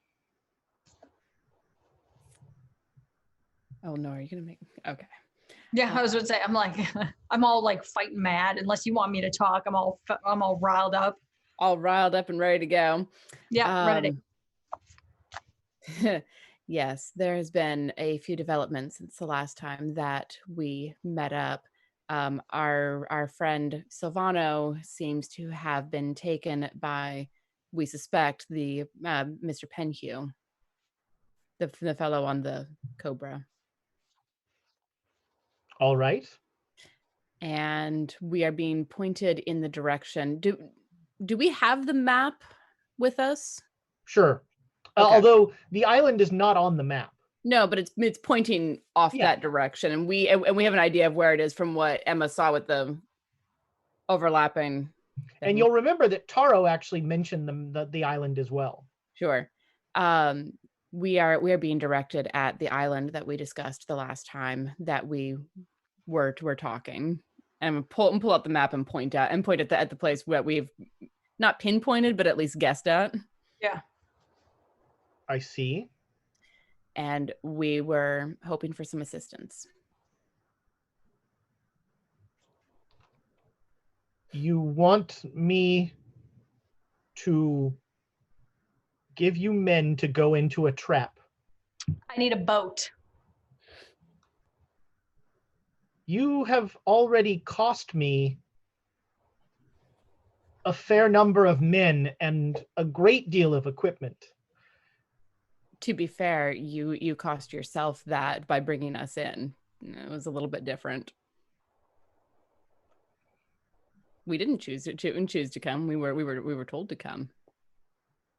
And it was Penhew, not us, who blew up the warehouse, destroyed all your stuff.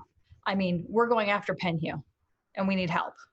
It's time for revenge. Time for action, sir. I'm like fighting with my coat to like try and undo the sword. Yeah. No. And I said, we need our friend. We need to get him back. And you needed us to do that. And destroy Penhew and blow up the island. My concern is that your call to action is fairly emotionally motivated. And again, this is so clearly a trap. Doesn't Japan want another island? Ooh. Imperial Japan's need for Expansion? further territory is neither here nor there. And that island is not desirable real estate. Imperial Japan is looking at China, not at small rock outcroppings. Don't they want to get rid of something that would be hurting the China that they're trying to take over? And that's what's out there on that rock. That's interesting. Tell me more about this. How is it hurting China? Because if more cobras, more horrible things come flying in, you don't want that. We want to be able to get them at the source. And we think that's the source. Penhew has tapped into, well, you were there. You saw the flying cobra and all. He's tapped into, call it otherworldly powers for ease of shorthand. And if he continues to gather power, he will be able to give Imperial Japan a run for its money on taking over everything.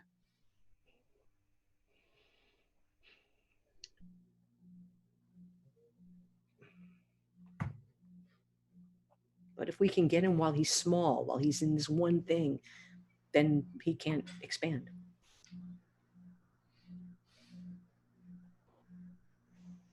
Have you shown him the finger at all?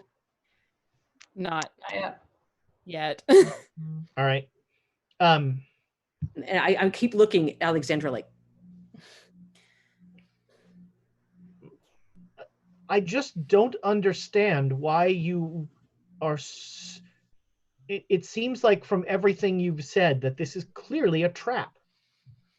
That Penhew wants you to go there. Why are you giving him what he wants? Because if we give him what he wants, he doesn't rampage stone lions through downtown Shanghai. That was him. Yes. Interesting. If we can contain it to a desert island where there isn't going to be collateral damage, then we can possibly deal with the situation there, as opposed to have it breathing down our necks in the middle of a huge populated metropolitan area where there are countless innocents in the line of fire. There are no innocents in this world. There are people who haven't done anything that directly deserves death, then.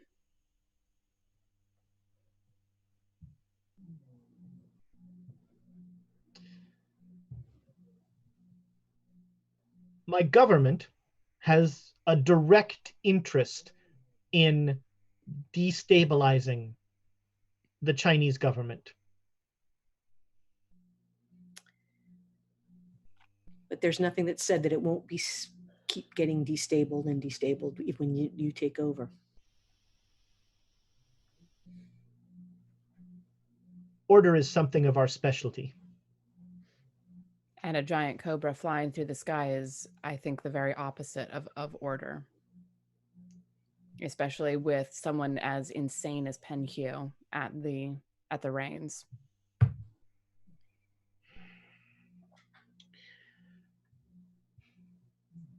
When would you be doing this?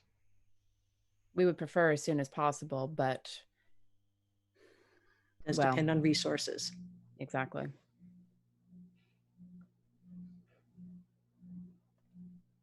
I can offer you a destroyer, but it will take me a week. I'm going to glance at the other two, eyebrows raised. The destroyer will have a battalion of good commandos. Is that the quickest? Because I don't know how long he's going to be taunting us. It is not the quickest, but it's the best combination of power and speed. I agree. I can get you fewer men and smaller boats much faster. No, I think that we need the power of a destroyer on our side. I've seen what those things can do. It's fire from heaven. The Imperial Navy is without equal on this planet. The English woman is going to cough into her hand at that one.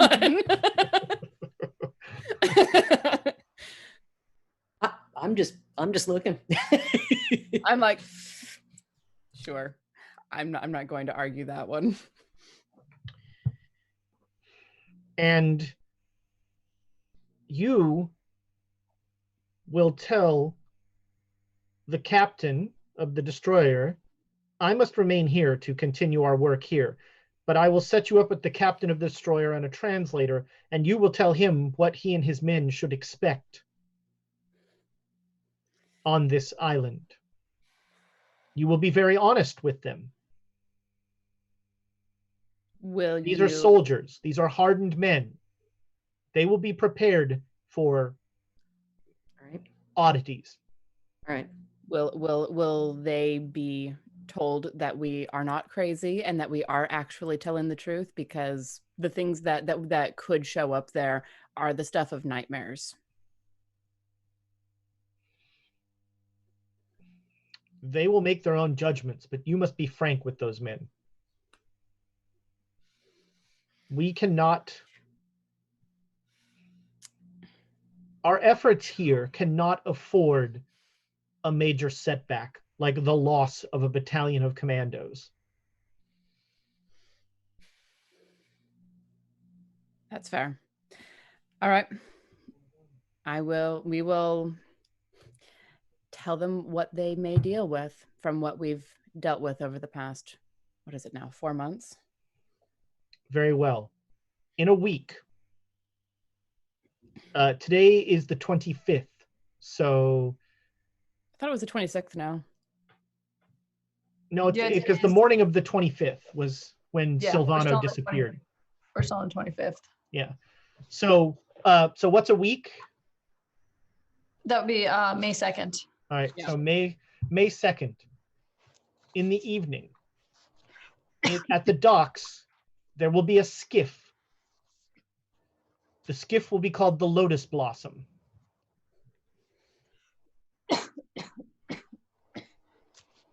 As you board this ship, you will say the word Sakura. Sakura? That will let them know that you are the men to take to this ship, to the destroyer. They will take you to the destroyer, and they will take you to that island.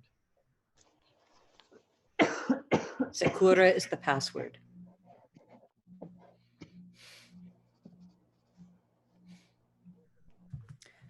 All right. Thank you very much for this. I cannot begin to express our appreciation appropriately. You were not incorrect that I owe you a debt for my actions, and now I consider that debt paid. Acknowledged.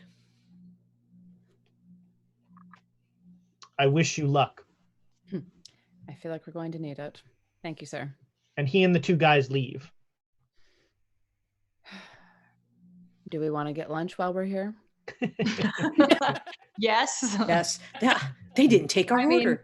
We essentially In the just banquet commit, room, to like, be fair. Yes. yeah, commit pseudo treason in a country that we're guests in. And lunch, anyone? Lunch. I mean, we're gonna go find Brady, who is also trying to destabilize the country. Like the authorities aren't going to like us. Commit pseudo treason. Yep. I'll be running a paranoia mitten next month. Ooh. Not making promises. Tamago Toro suggested that the password for the ship should be the Japanese word for banana. Banana. That's legit. Banana. We can start the whole pineapple ananas discussion. You know? Okay.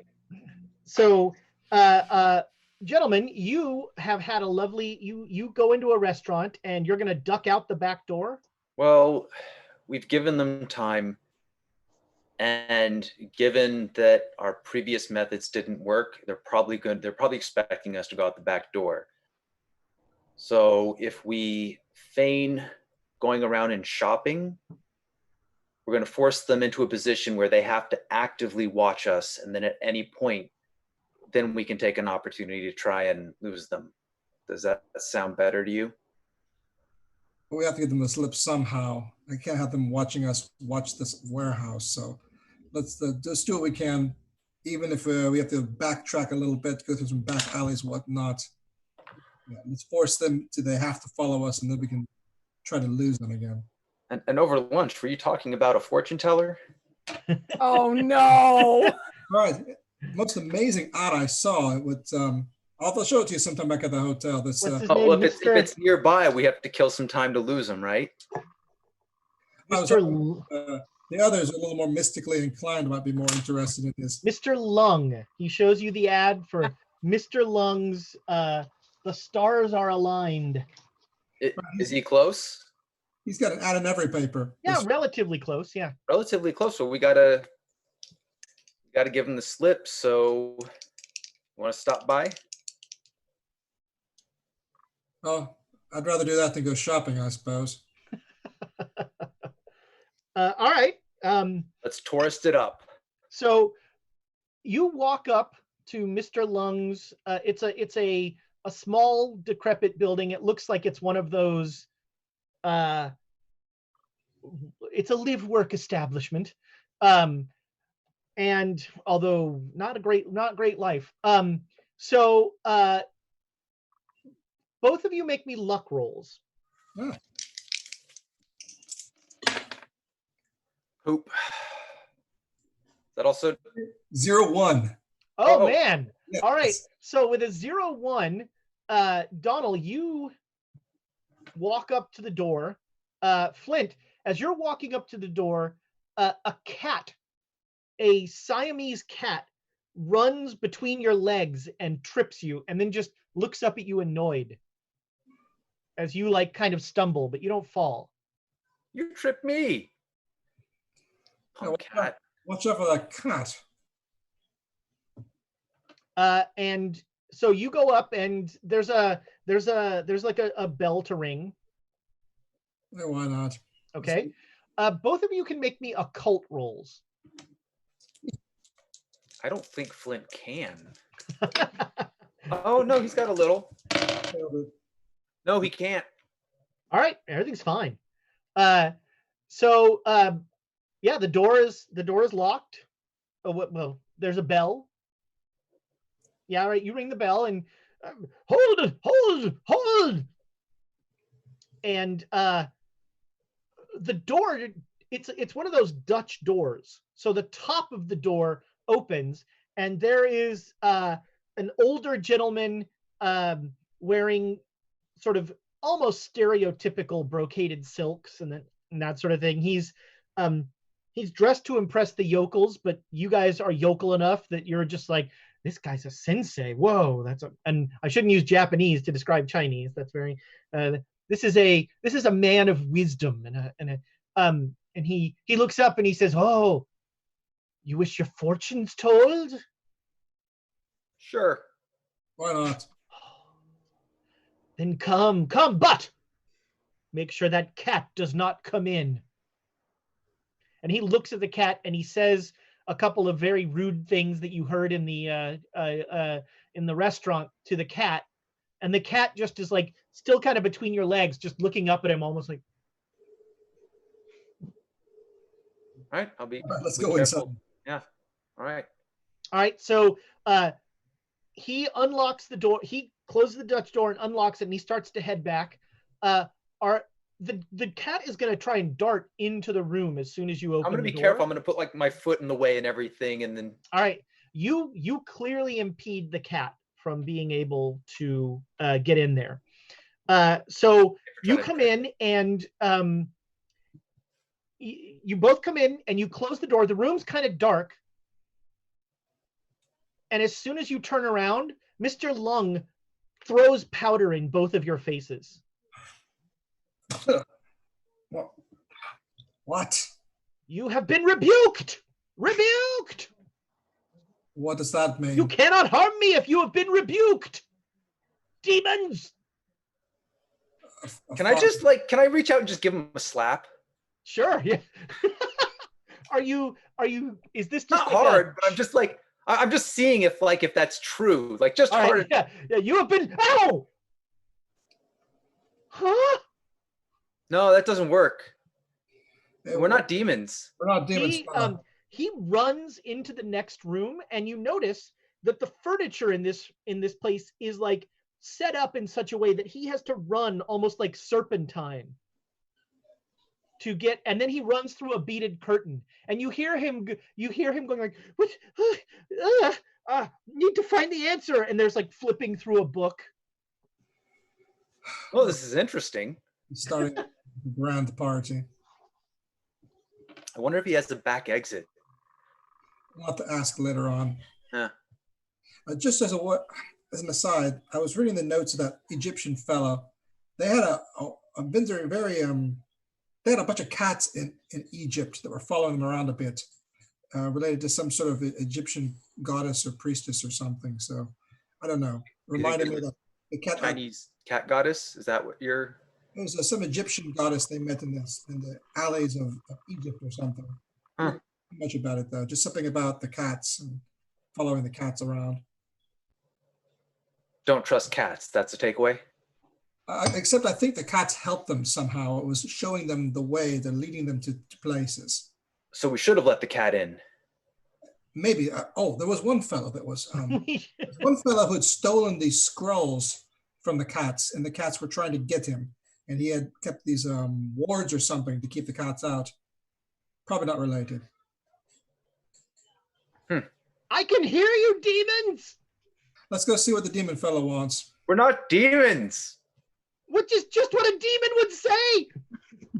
It's also what a normal person would say. We just want our fortune told, fella. Do you tell fortunes? Oh, come closer. Come closer.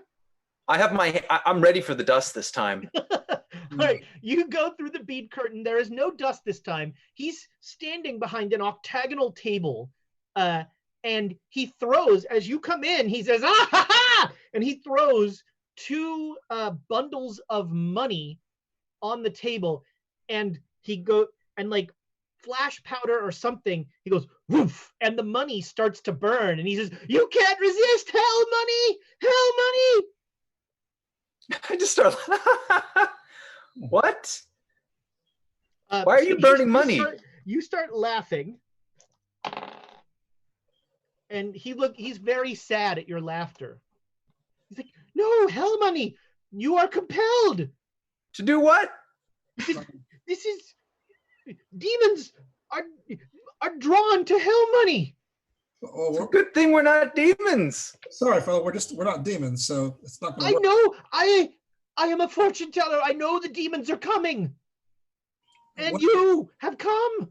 When are they coming? You have ads in the paper to have customers.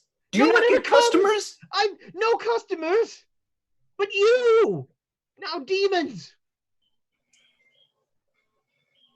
Can we get our fortunes told before the demons come? Yeah, apparently you need more money because you're burning yours. Hell money's worthless. That's not real money? No, it's hell money. You can buy it for pennies for thousands, but demons can't resist it. And if you set it on fire, they doubly can't resist it. Well, I've got 10 Mexican silver dollars here for you, fella. How about that? 10 silver dollars? You will not tempt me, demon! Do you accept money for fortunes or not? Because we have an ad that says that you do. All right. If you are not demons, you have to prove it to me.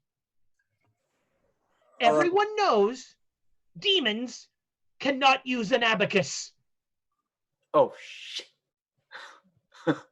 So, and he pulls out he puts an abacus down on the table, and the appropriate response from both of you is probably, what's an abacus? Yeah. Put the beads on the board and we count or something with them. And So now count? I give you the problem, and he gives you like a long division problem. Use the abacus. If you're not a demon, use the abacus. Ha! Most Westerners don't know how to use. Oh, I see where this is going. I guess all Westerners are demons to this fellow. No. I met this lovely, very rotund woman who was surprisingly good with an abacus. Very loud. He got off a ship? Well, no, I was on a ship when You're not there. I was hired by a cruise line. What would I roll for abacus? Accounting. Yeah, accounting. It's all full circle. The spirit of Sylvano compels you. Yeah. I'll give it a shot. Why not? 26 is not a success. Nope. No. All right, fella. Well, he figured us out. I knew it. So I rebuke you. We're rebuked, I suppose. Do you have a back door we could exit out of, perhaps? Fortune teller fellow? An alleyway? Just gonna leave? Right. Well, we've been rebuked, so I think we have to go. Yeah, but we'd like to go out the back. It's a demon thing. We can't go out the front door anymore. We can't go out the front. We were rebuked from the front door, so we're stuck in here unless you let us out another way. I had no idea. I thought you clearly. You mean really? The pictograms on the door work? Apparently. Very good. Yeah, sure.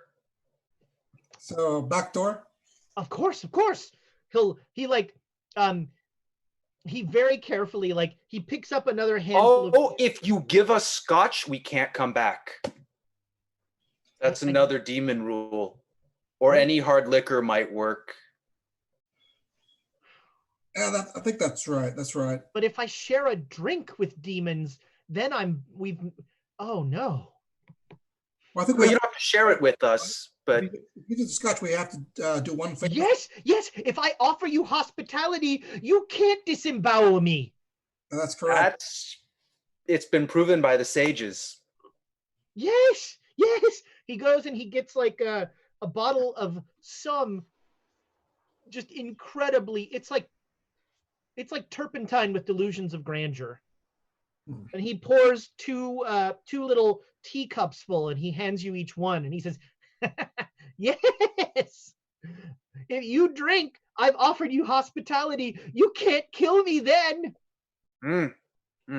Well, unfortunately, he's right. Yeah. Yes, yes. Hands are tied. Old Lung knows how to deal with demons. Well, we can't. But if real demons show up, like really don't let them in. What? Well, we've seen things. Greater demons. If greater demons come in. We're lesser demons. Yeah. Oh, how do I defeat greater demons? Just in case you are actually being. How do you know that you're? I mean, how did you find out that we were coming, if I may ask? It's that damn Cao, Mr. Cao. He put a curse on me. Who's this fella? Mr. Cao is my competitor. He's not even a real fortune teller. He's a carny. Oh, but he was able to put a curse on you. Yeah, he's got some dark magics. That's a fair point. Oh, well, you see, this is what demons do. They sow doubt. Where could we find this? Just out of curiosity. Well, we don't like being just summoned out of nowhere and then being rebuked. We might want to have words with him. I could send demons to Mr. Cao.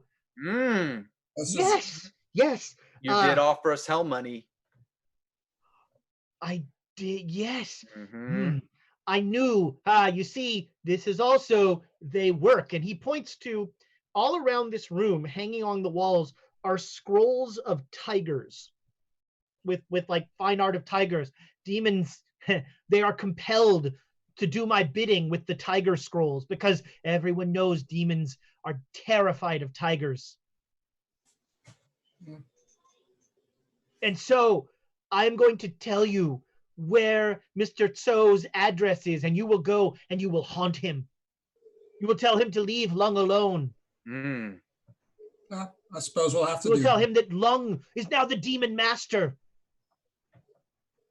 We might actually tell him that. Who knows now? Yes. All right. The back door. And he leads you out. And he goes and he just opens the back door, and that cat runs right in. You better rebuke that cat. Watch out for that cat. Yeah. What? I point at the cat that ran in. Oh.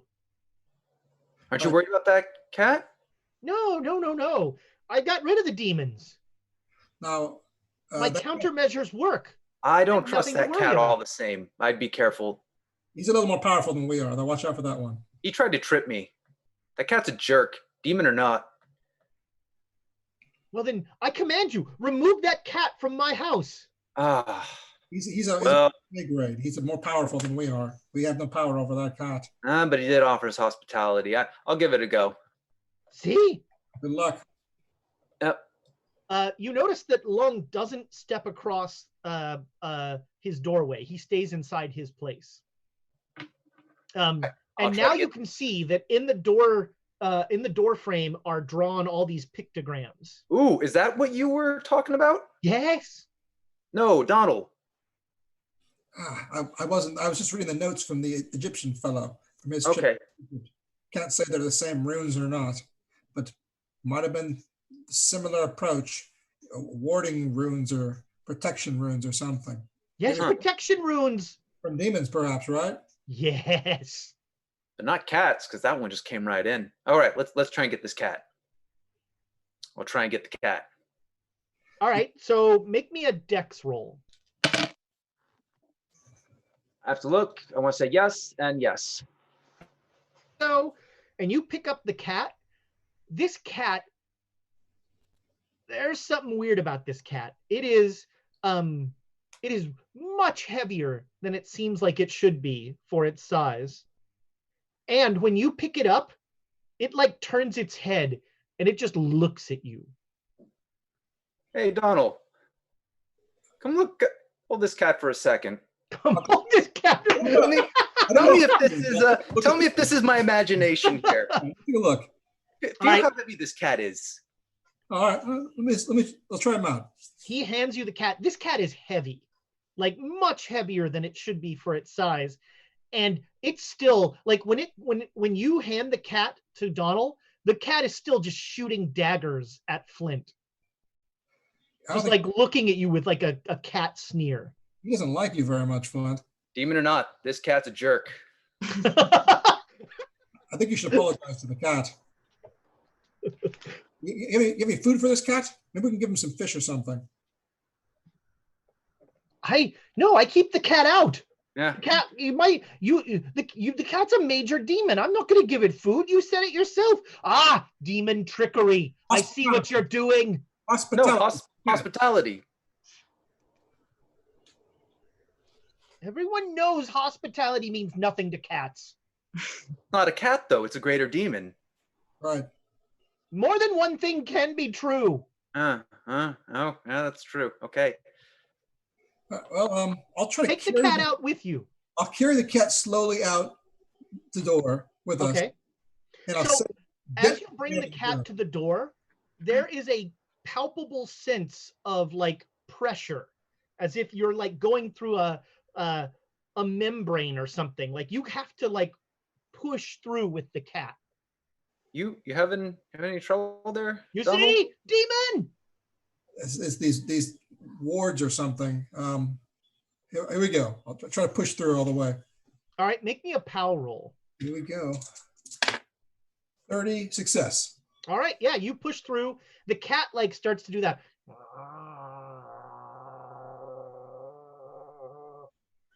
I want to carefully put him on the ground outside in the alleyway, just slowly. As soon as you put the cat down, it runs right back in the room. I'm ready. All right, yeah. If I see him putting it down, I've got like the catcher's. Yeah, sure. Make me a dex roll. You have advantage on this. You get a bonus die. I don't need advantage, but I want to see. Oh, yeah, that's a critical success. All right, yeah. So the cat, like you pick the cat up again, and the stare is just right back on you. You pick it up by the scruff of its neck, and it's just like, not today, demon cat. It's just like looking at you. Now it's just shaking its head. This thing is sentient. It is. This is a sentient. I'm like leaning in. This might actually be a demon. Ah! Only a demon would know another demon. What do we want to take this cat to Mr. Tao? Like, I'm sorry to be distracted here, but I'm fascinated by all of this. Cat hurts. Well, it could. Are we near any kind of shops? Any shops around here? Like, is there a marketplace? Yeah, this is a mercantile area. You're in the international district. We want to look buy, like they would carry poultry or whatnot in. Or fit. Yeah, you can find. I mean, you can certainly find a fish market easily. Let's get a cage and we'll put the cat in there and let's buy him some fish too. Why not? Yeah, give him a little snack. All right, so it's going to fix his attitude. As soon as you, once again, as soon as the cat is out in the alley, Lung slams the door shut, and you hear like bam, bam, bam. You think he's nailing the door shut at this point. And the cat is once again just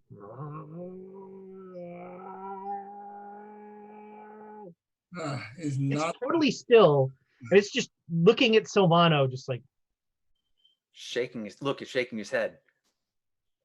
This cat can understand us, unless it doesn't speak English, in which case it's just picking up our inflections. I mean, it is a Chinese cat after all. Yeah. I don't have much experience with these creatures. Do you pet it or something? Cats? Yeah. Well, rub his belly? I don't know. No, not this one. Maybe rub his head. No. I'm holding it by the scruff of its neck. Let's get some food for it. Maybe that'll calm him down. Like, no, when a cat looks at you like this, it's planning its next move. And when it shakes its head at you, it's sentient and planning its next move. Get a cage. Let's get a cage then. All right, let's put him in a cage. All right, so you're gonna go buy a cage. Are you both? Are you like walking down the street with his cat? We're not even trying to. I'm not trying to lose a tail anymore. Right. Well, you've gained a tail. As you walk out onto the street with the cat starts like making even more noise. It's not like doing anything. It's just.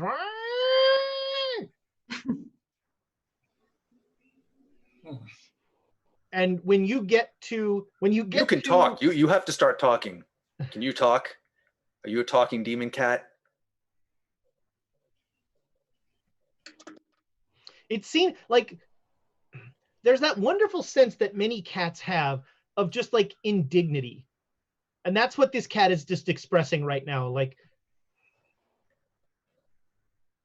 and so when you get to the plate, you find a guy who sells live birds, and he's got like that wooden crate cage kind of thing. Yeah.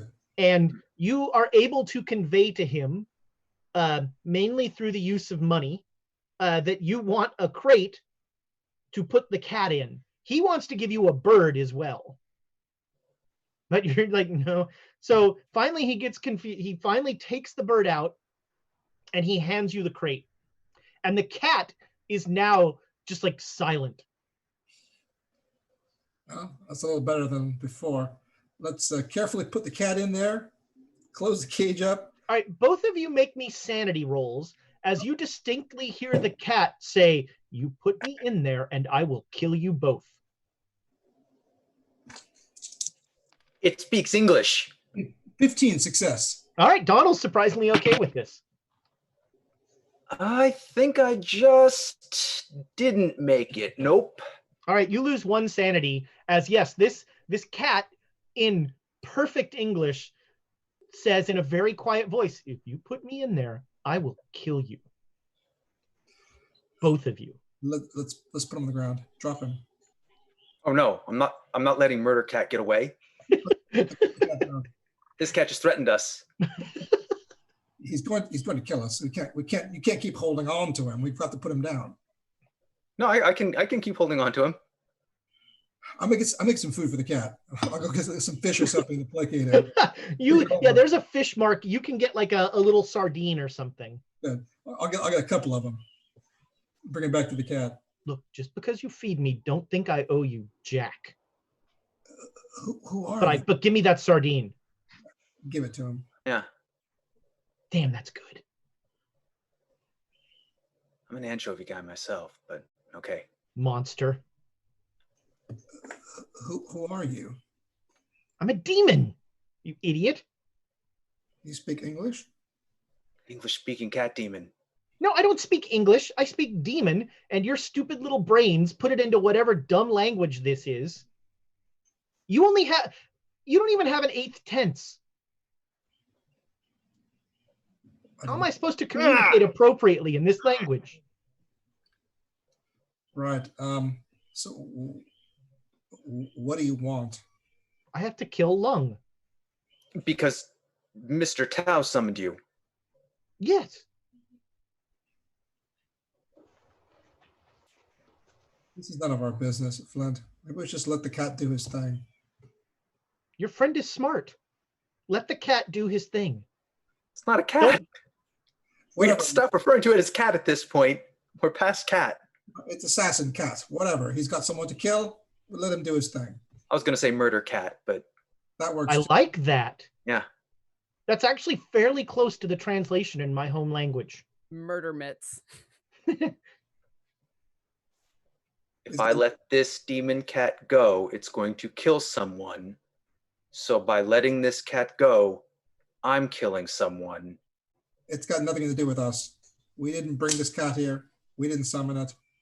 If we impede his journey, he's going to kill us as obstacles. Look, all right. You seem like nice guys. I'll make you a deal. You help me kill Lung, I'll help you. Help us what? What are you looking for? Wait, hold on. And he like the cat's head. So you're still holding the cat by the scruff of the neck. The cat's head somehow is looking at you, and its eyes flash green for a second. Make me a POW roll, Flint. Oh, whew. All right, so It's regular success. there we Okay. go. There's a second when the eyes flash green. There's a second where you're just like, oh, like an electric shock, and then the demon goes, "I can tell you where this Brady guy is." Oh, I was thinking kill Pinhew, but that's good too. What else can the murder cat do? It's pretty much in the name.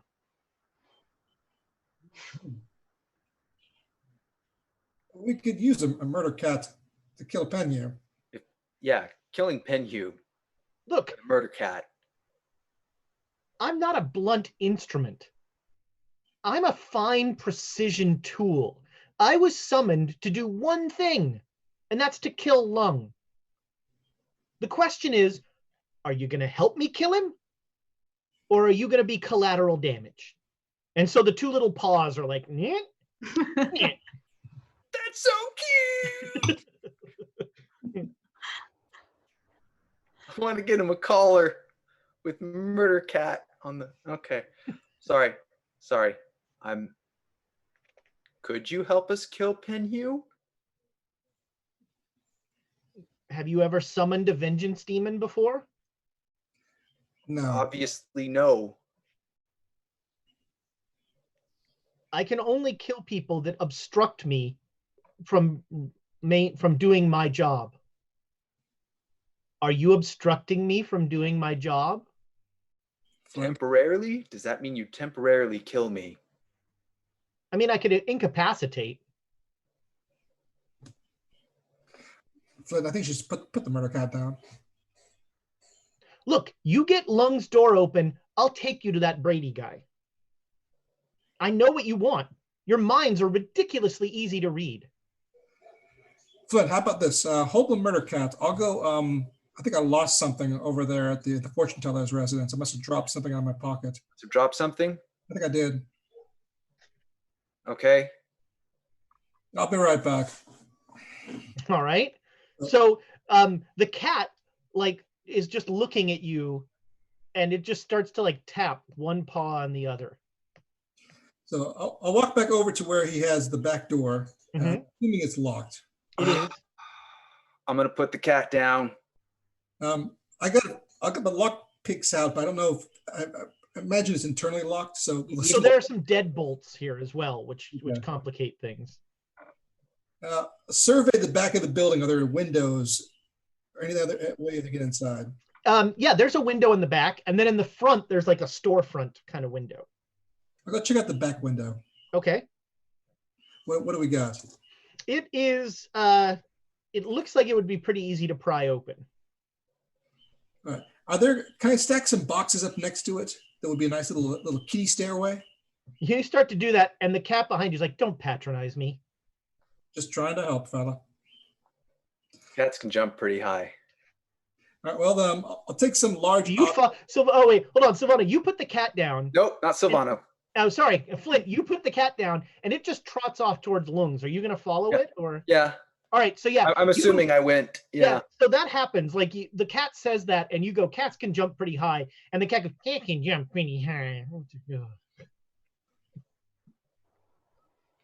If humans could only listen to themselves, how stupid they sound all the time. You know what's great? Cabbage. Ugh. No one great. says that. Who says that? Half of China. Boiled cabbage. I don't know enough to dispute that. Sauerkraut's not too bad, actually. Cabbage. Is it though? Honestly, what are you doing to yourselves? Now baked beans. Whew. Baked beans are pretty good. That's not bad. Not bad. Have you tried wren? Pheasant? Robin? No. Your own vomit? Someone else's vomit? Oh! Sounds like not selling us. No. I just don't understand. All right, look, open the window. I'll open the window for the Open the window. All right, you get the window open. He trots up and he's on the windowsill. He turns around and he says, look for 2 men. And then he goes inside. And if you stick around any longer, you're gonna hear a cat murder. Let's move along. Kind of okay. All right. The last thing you hear is that is 2 cat murders for the Great Dane Society. The last thing you hear is Lung going like, "What? How did you? Powder!" I wonder if the powder works. It doesn't work. I don't think so, man. You know, I'm gonna sleep a little easier. 2 men. 2 men. 2 men. All right, so that is the warehouse that you guys were going to go to anyway. I think we lost our tail at least.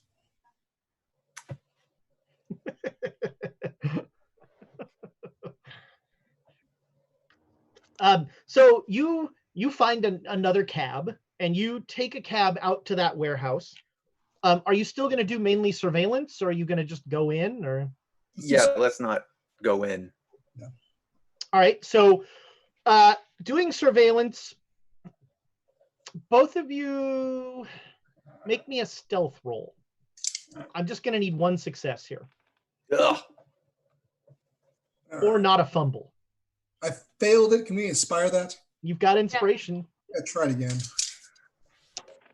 31. 31 is All right. It's a hard success. Okay. Yeah, you feel like you were not followed, and you find a good spot. So the thing you notice is that there are a lot of people going in and out of this warehouse. They go in and they come out like sweaty, like they go in to work out, it looks like, or to practice or something. But they go in, and over, like, it seems to be almost hourly they go in. Both of you make me luck rolls. If you get an extreme success, let me know. 0-4. Oh my. Yeah, that's going to be There we go. All right, so with a 0-4, you are super lucky. One of the people going in there, you would almost swear looks like the pictures you've seen of Brass Brady. We want to wait for him to come out and. Yeah, let's wait till he leaves. This is not the first time you've tailed someone. Brady is looking around like carefully. He is definitely, the reason he stands out to you is that he's being everyone else going in there is just like going to the gym, but he's just like, he's on alert the whole time. Well, do we want to go somewhere else to wait for him to come out? We need to follow him and have a conversation with this fellow. Or just find out where he's going. He's going to be a hard man to tail. Report back. Mm-hmm. He's going to be a very hard man to tail. He's looking to see who's following him. If only we had some ether. I think I do back at the hotel. That fellow, the accountant fellow, had a bunch of it. What kind of accountant? Trouble sleeping. What?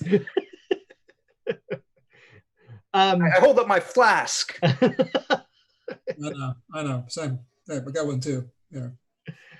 All right, you guys are watching. That's what you're going to get. That'll take you into the early evening. So, ladies, back to you. You've just had a lovely lunch. What is your next step?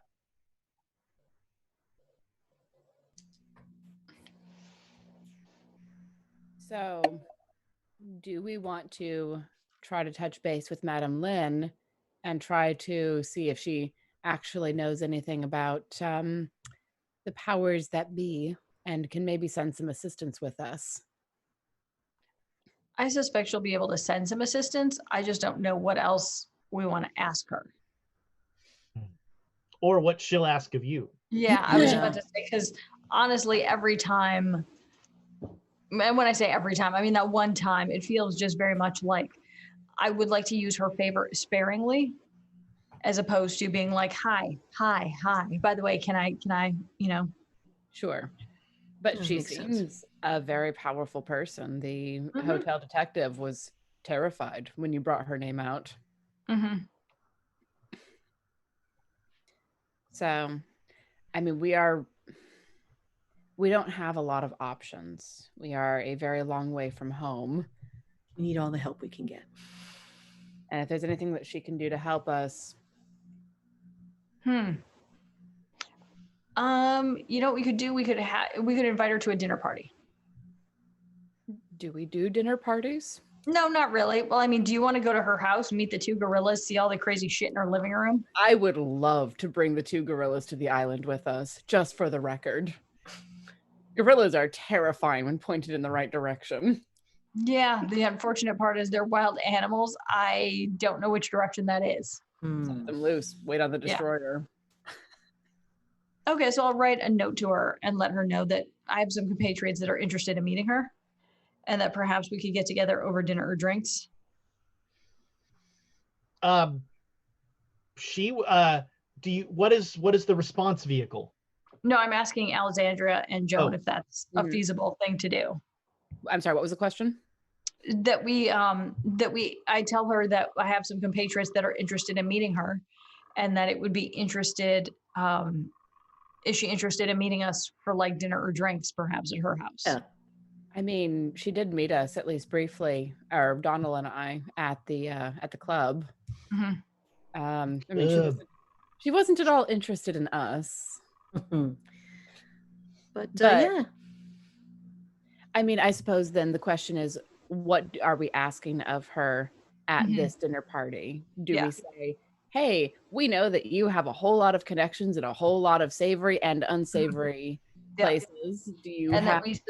I mean, her weakness is that she's looking for Brady, and so in order to get whatever it is that we want, we would just say that we're going after Brady, so we need some assistance. That actually might. That works. That actually might be effective. And if she actually could, because you insinuated that you don't believe her when she says that she doesn't know about all of this. You've seen the velvet painting of Azathoth in the center of the universe, right? I haven't. I was not party to the center of the universe conversation, and I'm very glad I missed that one. Watching a world die from a corner of the universe was quite enough for me. Oh my God, I saw the center of the universe when I was like, when I was talking to Octavian, you know, that time where I was like, Julius Caesar, I need to see your boss. You have harnessed the power of the Karen. Yeah, Emma is the first Karen. Yeah, exactly. I'm Karen Prime. There it is. Oh my gosh. No, I agree. We certainly, I mean, I saw the velvet painting thing. Wasn't as terrifying as some other paintings we've seen. It does sound like, though, that she doesn't always know about why she has these. She just got them because she wanted somebody else not to have them. Is what you're saying? She wants to take it from Mr. Fong so that Mr. Fong doesn't get it. But I honestly don't think. I mean, that's unless you are extraordinarily rich and extraordinarily crazy, that's not a great reason to just buy things. I mean, to be fair, it is extremely petty, and that sounds like it's right up her alley. But I also do not believe for a second that she has all of the things that you described, and she doesn't actually know something about the world alongside ours. So our inn is Brady, correct? Correct. That is her goal. That is what she asked me for assistance, and I didn't commit to anything because obviously we don't specifically know where Brady is, but I suspect Brady would be on the island. If Brady's anywhere, he would be with Penhew. Yes, that would make the most sense. So let her know that you brought some assistance. Well, do we have something? Are we going to tell her that we need to raid the island? Well, we tell her we have to do a raid. We don't have to tell her exactly where it is. Unless she makes us. I mean, unless she has another boat to add to the destroyer. If she has backup, I mean, I certainly will not say no to sneaking on, trying to find Sylvano, and then bomb the island from a distance. Okay, so I will. Where are we? I forgot where we were. I was so You're at a restaurant. Okay. Finishing up lunch. I was so enthralled by the murder cat conversation. I was like, I forgot, what was I doing? That murder cat sounds like any of my cats. Yep. I know the cat's like, okay. I'm impressed by your ability to imitate their noises, Ezra. That was very good. I keep trying to talk to Penny in her language. And I'm wondering, like, she's leaving it. Why does he keep saying wagon? So when we get back to the hotel, I'll send her a letter saying that some friends of mine are interested in meeting her and that dinner would be fantastic. Okay. There is a rapid reply brought to the hotel by a personal messenger. And the reply says, I'm happy to any friend of yours is a friend of mine, but I will only have eyes for you. Wear that dress again. Do you read this letter out loud or let the rest of us see it? Yeah, and then you hear the at the end of it. And Alexandria is just laughing quietly, but well, I will tell you this: if you can use this as leverage, it will be very useful. Oh, the note actually, it also says,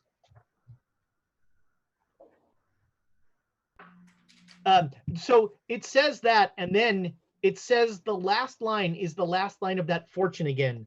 The quarry chooses its own fate. Ah, crap. What does that mean?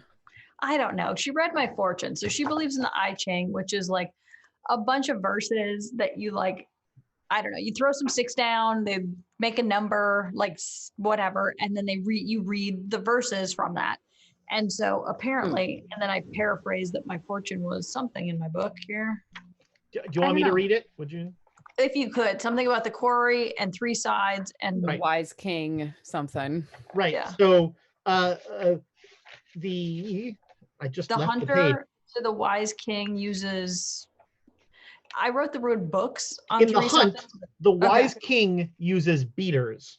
That's on 3 sides only. Forgoing game that runs ahead. The quarry chooses its own fate. What is she implying with that? Are we? I don't know. Are we the king or are we the prey? Or I think someone's the quarry. Yeah, yeah. I feel very much like the quarry a lot in this venture. I mean, to be fair, she is pursuing you fairly hard, but there's no way. There's nothing to say that a good quarry can't turn around and gore the king. Ooh. Yeah. You see it happen in boar hunts. You see it happen in deer hunts.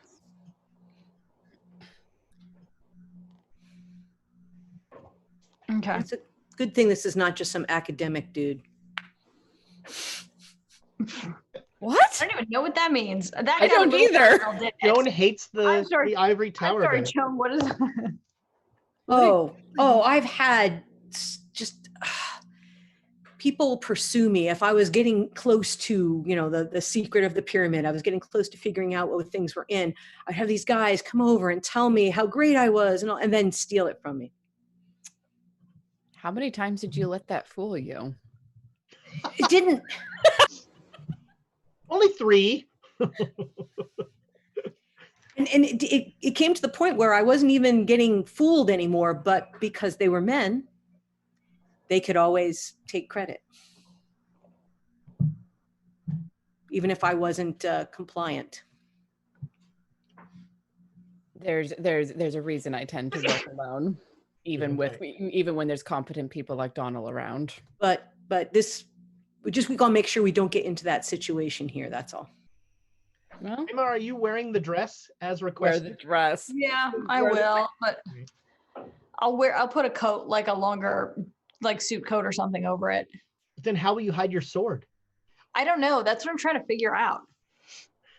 cloak. The only coat that your sword can hide in is the only one Is the coat that I'm wearing. Yeah. No, you're gonna if you wanna carry the sword with you hidden, you're gonna have to not wear the coat, Emma. Sorry, terribly sorry. Nothing you can do. Fine. I'm taking a gun too. Then fine. Did I tell you she's got 2 gorillas? I mean, if you think for a second that I'm not going with a minimum of 6 daggers, you don't know me at all. You are all armed to the teeth. You do not get searched as the cab pulls up to her lovely estate. Mr. I think it was Mr. Woe. Mr. Woe is once Mr. again. Wu, yeah. Mr. Wu. Mr. Wu is waiting for you again, and he says, "Oh, it is lovely to see you again. Please, Miss Lin. Miss Lin asked me to take you to the drawing room for some drinks before dinner." Okay, and when I replied, obviously I replied to the invitation saying, "Thank you very much. It'll be a party of 4 or whatever," so that she knows that there's just us coming. I mean, 3, right? 3. Sorry, yeah, 3. Yeah. So the boys miss out. The boys aren't back yet. Sorry. So you in the drawing room there is there's a plate with some lovely dumplings and hors d'oeuvres and that sort of thing out. And is she there yet? She is not. No. Okay, so I'm just like, look at that and that and that. Oh my God! I told you it was crazy in here. So what sorts of things are we seeing around us? Obviously the tapestry isn't there anymore. So the tapestry is not there anymore. You see a well, there's a big copy of I Ching, but it's not in this room. You see a copper statue of some sort of snake tortoise hybrid. Yep. You see a some sort of weird you see 9 bronze bells. Mm-hmm. You see a golden ankh. Ooh. And Joan is just drawn like Yep. that by that to a moth to a flame. So it's on like a little pedestal. It is a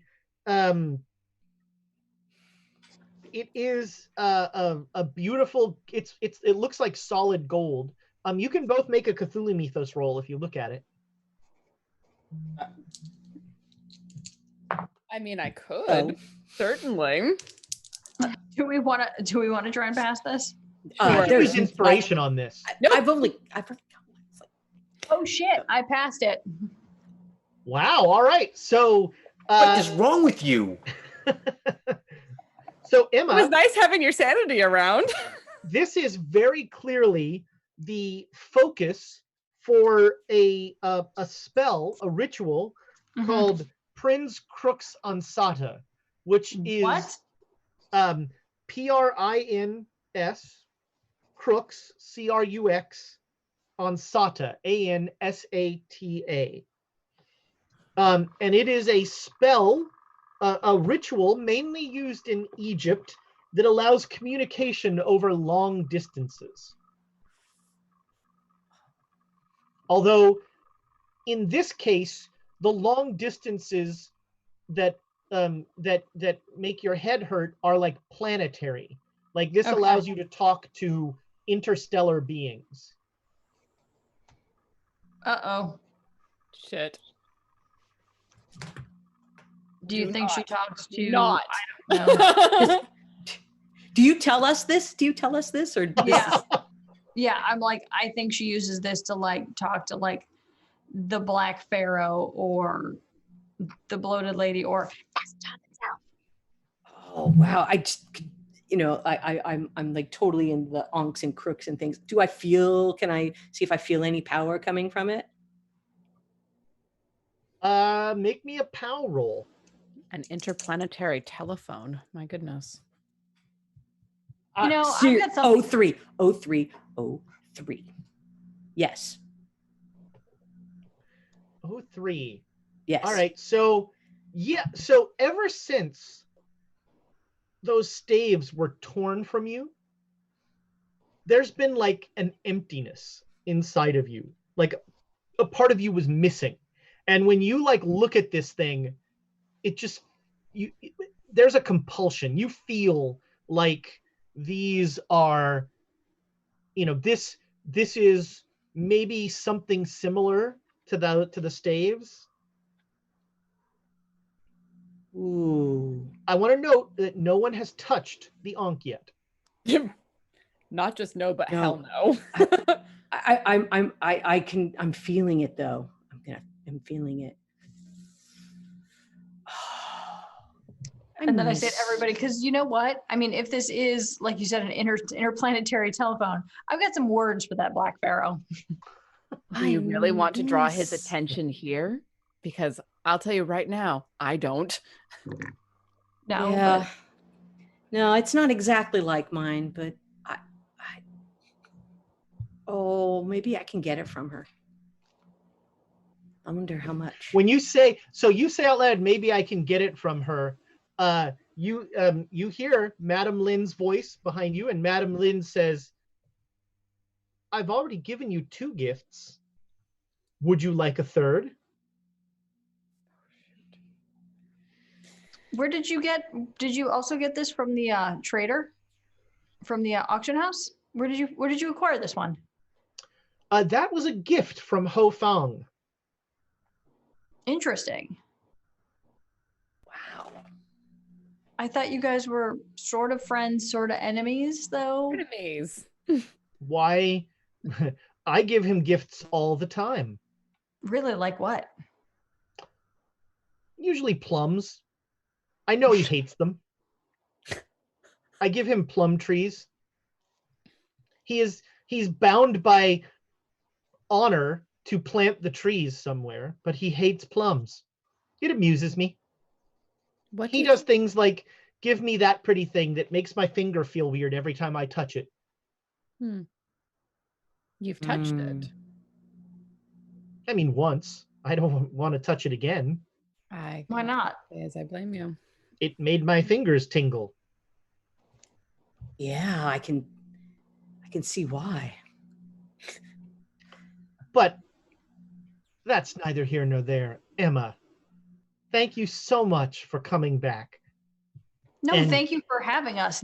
Your house is amazing. It was so much fun the last time I was here. You're very kind. You're very kind. And that dress looks even better on you this time than it did before. Thank you. What were the I believe I met you at the bar, but I do not know you. I'm so sorry. I am Madame Lin Yen Yu. Pretty. So she is a still very attractive older woman. She's very well dressed. She is she's wearing a beautiful beaded gown, and in her on her left breast is a pin of a jade swallow. Yeah.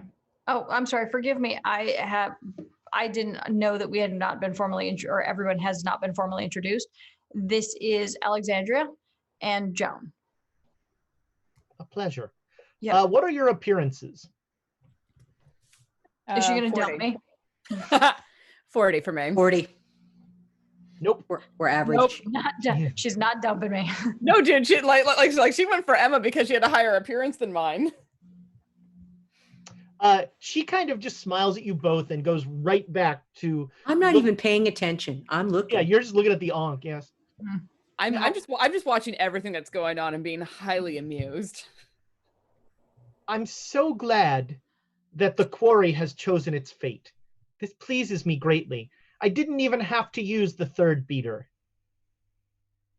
What was the first and the second, if you don't mind? I sent you the tapestry that you liked so much. Ooh. And then I sent you the statue.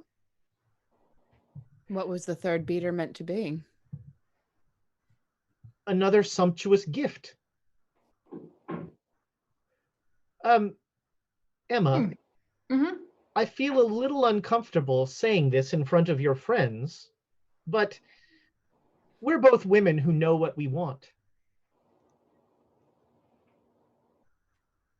Do we want the same thing? I think so. And I think I'm the very Corey's glad to hear name that. is Jack Brady. Why? What? Why would you say that name? We have suspicion to believe that Jack Brady is on an island. He is working with an unsavory gentleman named Penhew. And that we would like to rid the world of Mr. Penhew. And if Mr. Brady, You know that Brady stole something from me. exactly, which is why I'm bringing you. And again, too, it's not concise and accurate, verifiable information as of yet. But we would need potentially support in order to execute our endeavor.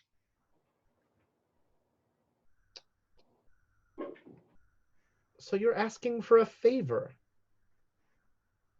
I think it's a mutual favor. We're asking for support in pursuit of a mutual endeavor. Mm-hmm. You want Brady because he stole something from you. That was a dozen words when one could have done. You wish a favor from me, and I am in a position to grant you something that you want. But all I ask is that you grant me something that I want. Joan, I'm waiting for you to be like, Come on. I'm now paying attention. Now I'm paying attention. you're just like, uh-huh. And what is that item? It's very rare that someone objectifies themselves. You're no item, Emma. You are a treasure. Oh, I thank you. I assumed it was an item since your villa is full of exquisite items. I assumed it would be another piece to your collection. Things are dust. Things are meaningless. I could buy anything in here 12 times over. No. The only lights in this room that matter to me are in your eyes. Lady's got game. Yeah, she does. So I lean in a little bit and say, unfortunately, I am not to be bought or sold. I have a higher purpose here. I would never. Yeah, of course. I am so sorry. You are not a possession. You are not something to be bought or sold. You are something to be wooed and something to be savored.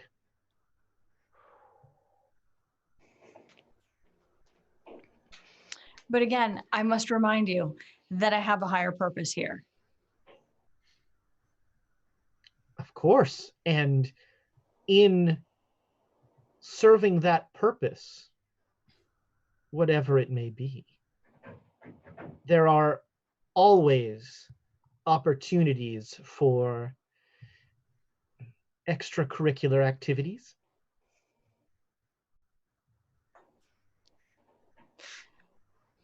But first, let's eat. The only thing she wishes to feast upon is the beauty of Emma. Ugh, okay, I'm like, blah.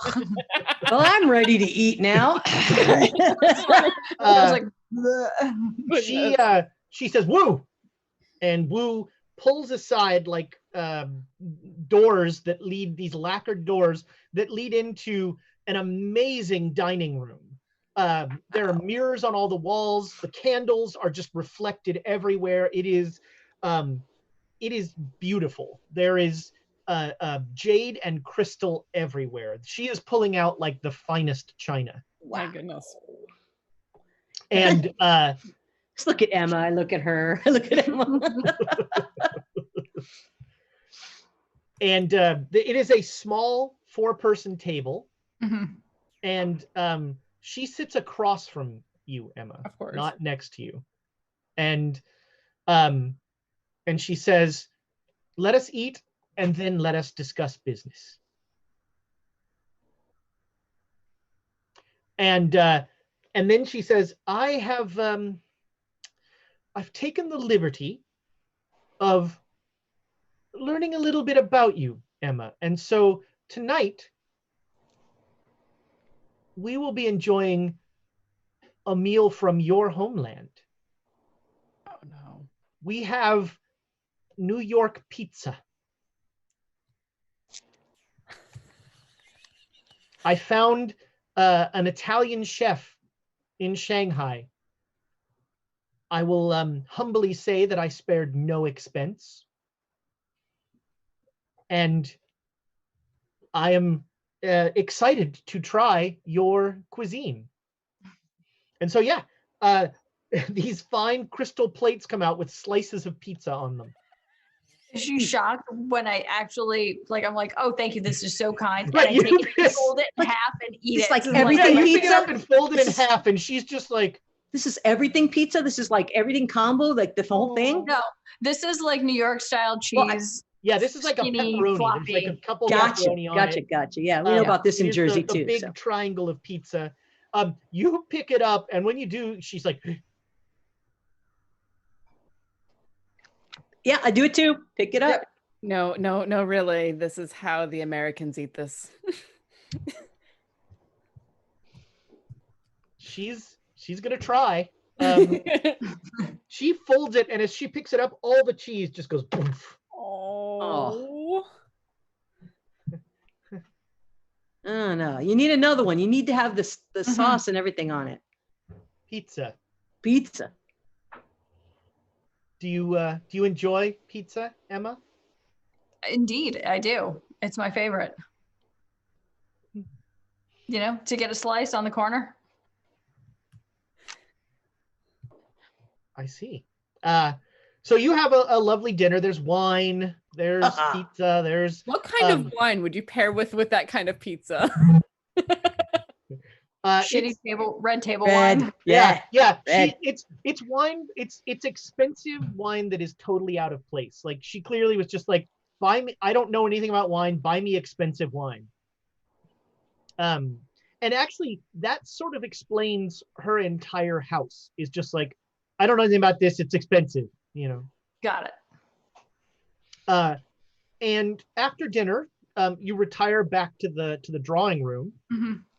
And she says, so you believe that Brady is on this island? Correct. We do believe that Brady is on this island. We think that he is up to nefarious things. Many people are looking for him, but very few are motivated to get him. And what do you require of me? And then I turn to those two and be like, because last time I did this, I was yelling, I want a boat, and nobody wanted to give me a boat.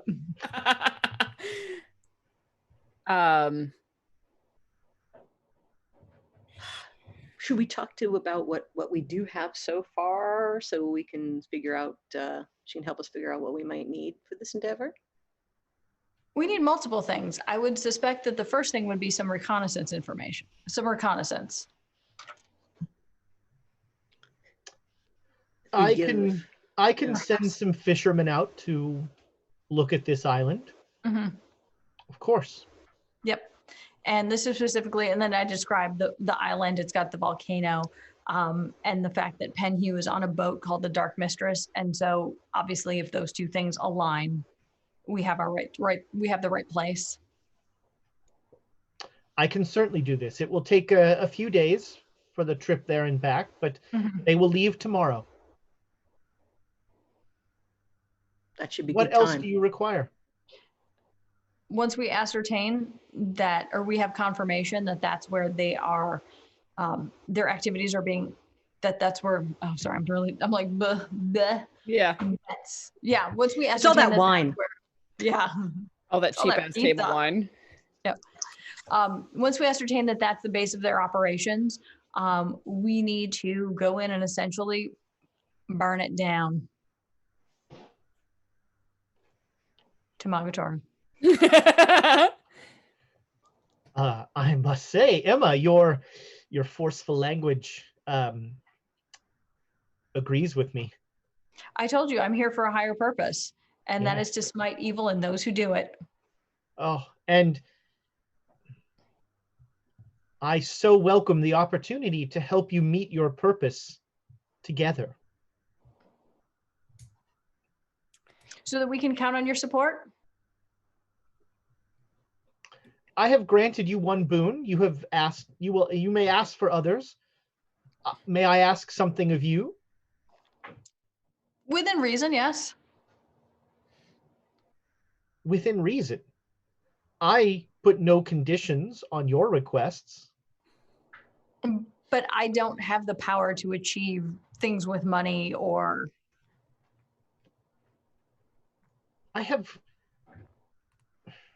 Do you need money? No, but most things do.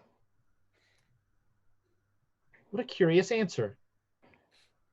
If you need money, Emma, you have but to ask. Hold on. Hold that thought. Hang on. I just saw dollar bills flash in Amy's eyes. I had to put something in chat, buttholy. No, I would merely ask of you a boon as you have asked of me. And that thing is? I want you to kill Ho Fang. Interesting. And she has Alexandria's undivided attention. So I'm going to be like, so tell us more. This seems like it would be an easy task for you. You have an assassin, and she gestures at Alexandra. And I'm going to just give her the sweetest, innocent, knife-edge smile.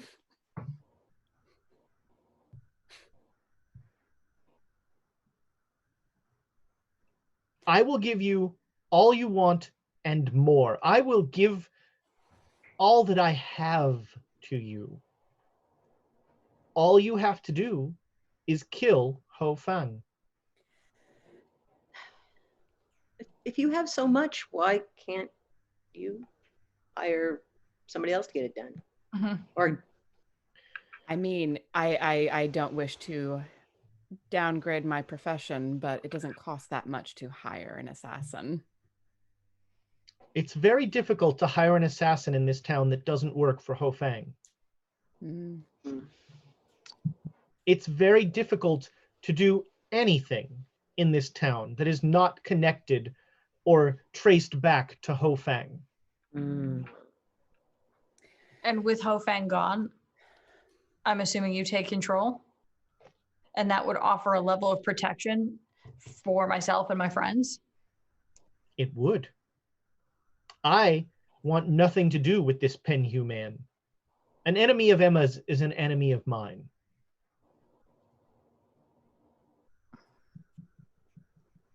I look over at Emma and just raise an eyebrow because I'm like, I mean, how dangerous is this Ho Fang fellow? I've gone running into situations and regretted it before. He is very dangerous. He is, he himself, not so dangerous. He's an old, fat, sad man. But he has many capable people around him. However, you will have a little assistance. Tun tun, ping! And up at the window, the windows are opened, and two massive white gorillas come walking into the room, and they just they sit down on a couch, and they're just sort of watching what's going on. They're enormous and terrifying and could tear me to pieces, and I love them. Tuntun and Ping are excellent distractions. Attack gorillas and murder cats. Yes. That's it. That's it. However, you must be very judicious in your use of Tuntun and Ping because they are very connected to me. How so? Oh. So people would Everyone know. knows that I have 2 white gorillas. If 2 white gorillas tear apart the wall of Ho Fang's villa,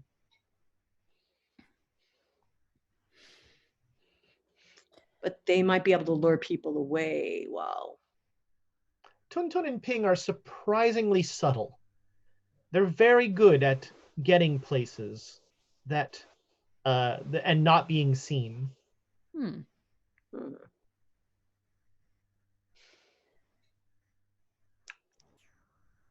That's nice.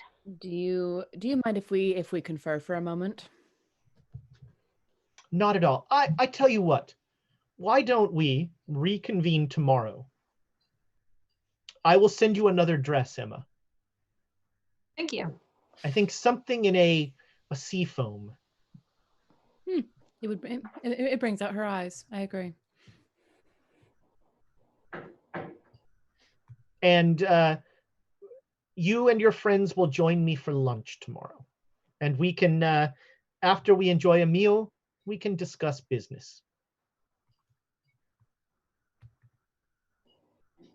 Until tomorrow. Thank you.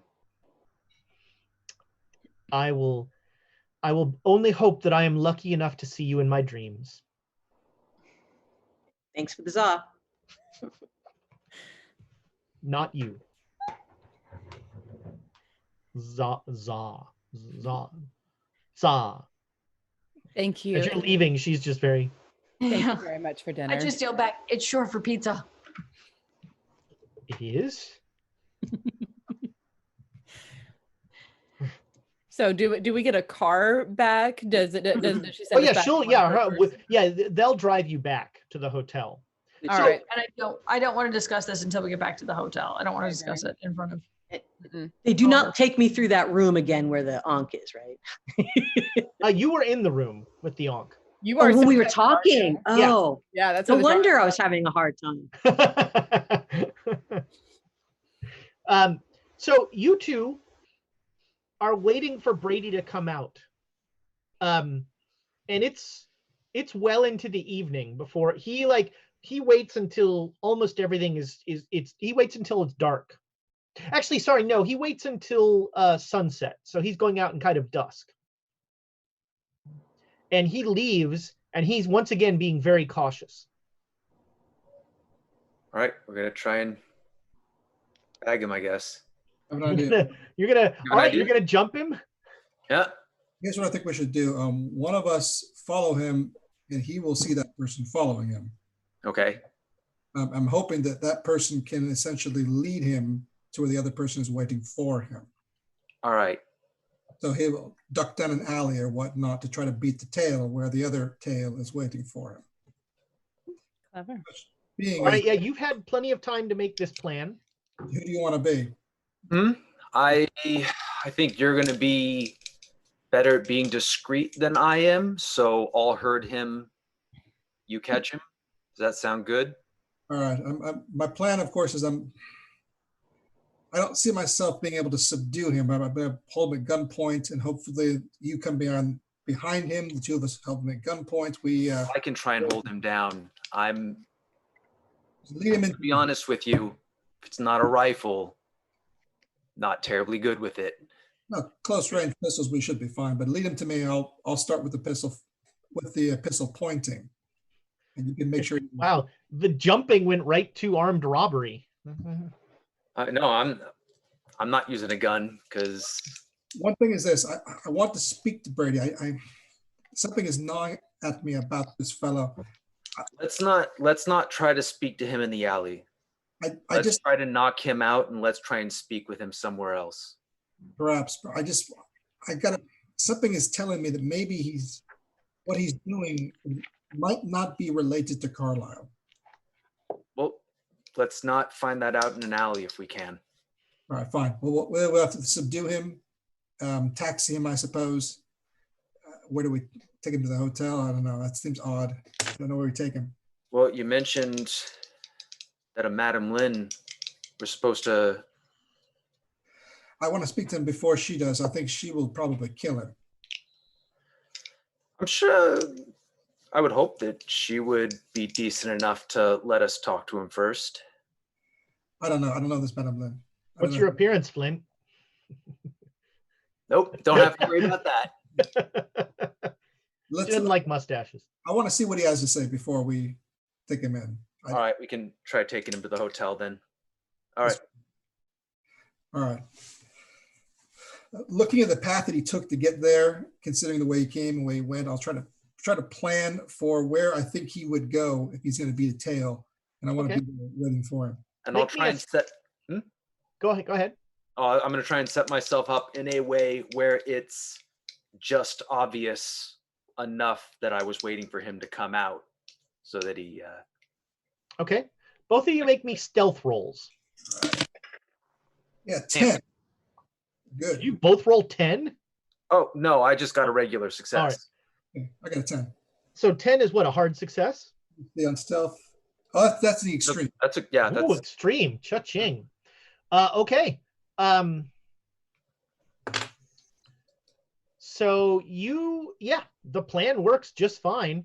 And it is not until Brady ducks down the alley and kind of sees you a little too late that he realizes what has happened. And he starts to like go into a fighting pose. And he says something in Chinese. Well, Donald will pull his pistol on him. All right. Brady. Who the hell are you? Jack Brady. No, I'm Jack Brady. Who the hell are you? It doesn't matter. Yeah, no, I see your buddy back there. A fellow by the name of Jackson Elias asked us to look you up. Never heard of him. Oh wait, no, I met him once. When was that? Here. In Shanghai. Yeah. He was looking for me, looking around, asking a lot of damn questions. Yeah, it is. Can I get some more? Well, I'm going to give you a chance before we take you in. What are you doing in Shanghai? Where the hell are you going to take me? Somewhere a lot worse than this. Can I grab it? Who are you? Why are you looking for me? I'm dead. Friends of Jackson Elias is who we are. And we want to know what you're up to.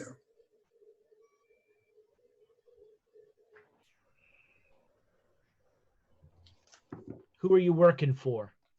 We're working for Jackson.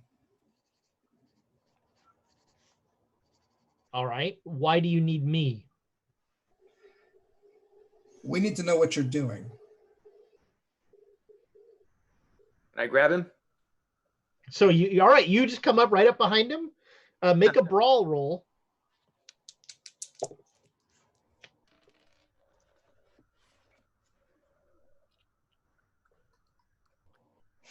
Yeah, that's a 3. So that'll be a crit. Oh yeah. So yeah, you just come up behind him and you lock his arms behind him, and he's not like. So you feel this guy is pretty muscular. There's a lot of muscles there, but he's not even fighting back. I'm not going to let my guard down. Yeah.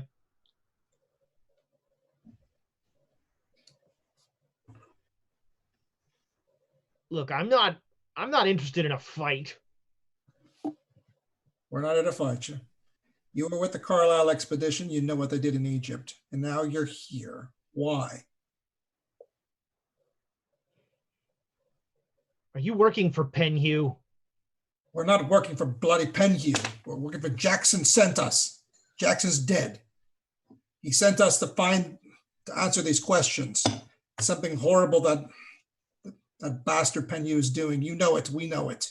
What are you doing?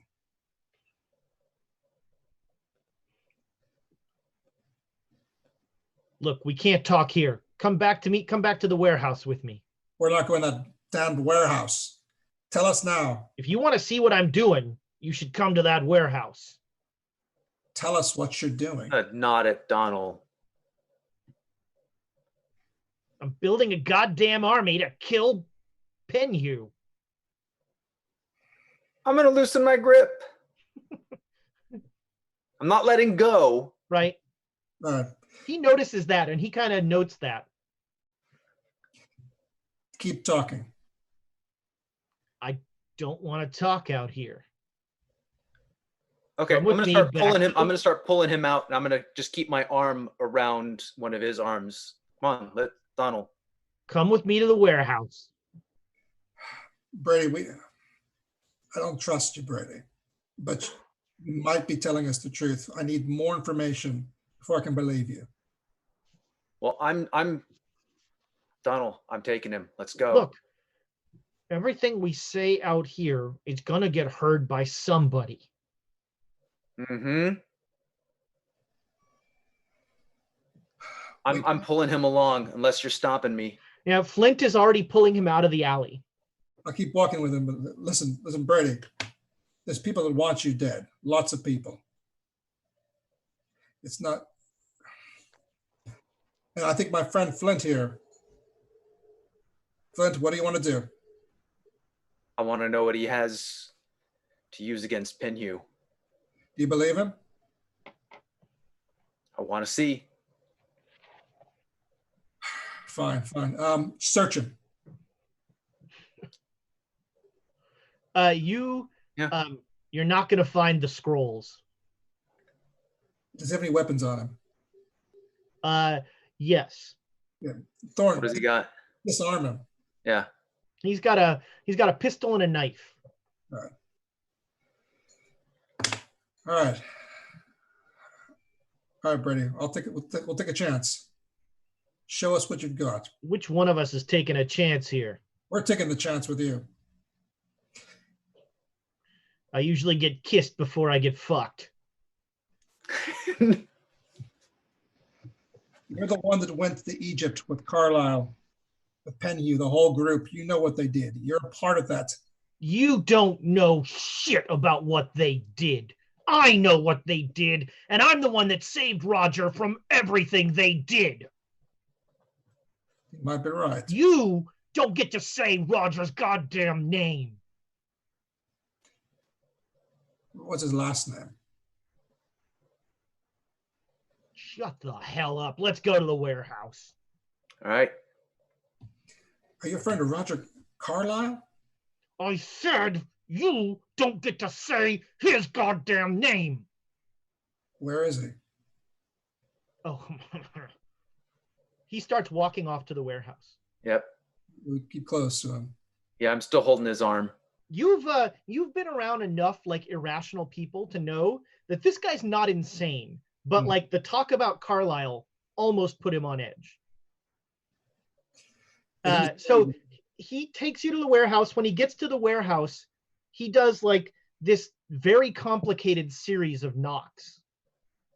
And then the door to the warehouse opens. And as soon as it opens, you hear like counting in a different language, in Chinese, and you hear like a bunch of voices like yelling in synchronicity, and he's like, "Come on!" And as soon as you come in, the first thing you see is a tank. The second thing you see is 100 probably people all down the warehouse, like practicing martial arts. That's not going to work against the stuff we've gone up against. Don't knock it till you tried it. Come on, let's go meet Min. Who's Min? He's the guy who brought all these kids in. He's the guy who's going to give me the goddamn army that's going to kill Penhew.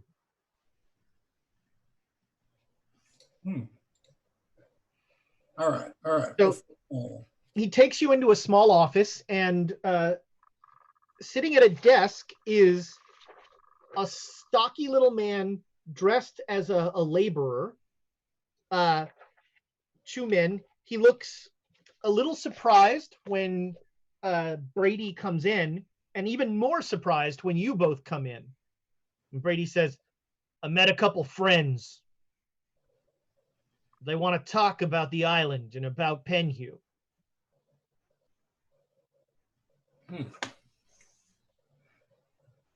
When are you going?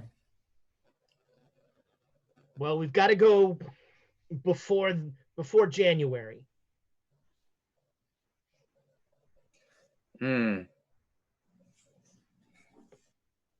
How much do you know about what Penhew's doing? I know what a Black Pharaoh's doing to some extent, but not. Penhew is new to me. Penhew is, and the others are trying to perform some sort of ritual that will bring forth a very terrible, ancient, evil god from the center of the universe that will remake and destroy this world. Is that right? Look, Chew, the ritual's gobbledygook. He's building a massive bomb. Penhew wants to rip a hole in the sky with a massive bomb.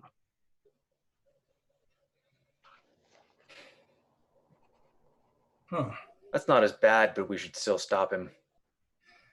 Yeah, we were led to believe it was some sort of what the stars are right and a comet or. I mean, that's all part of it. But the catalyst is this bomb. He's got scientists doing stuff in London,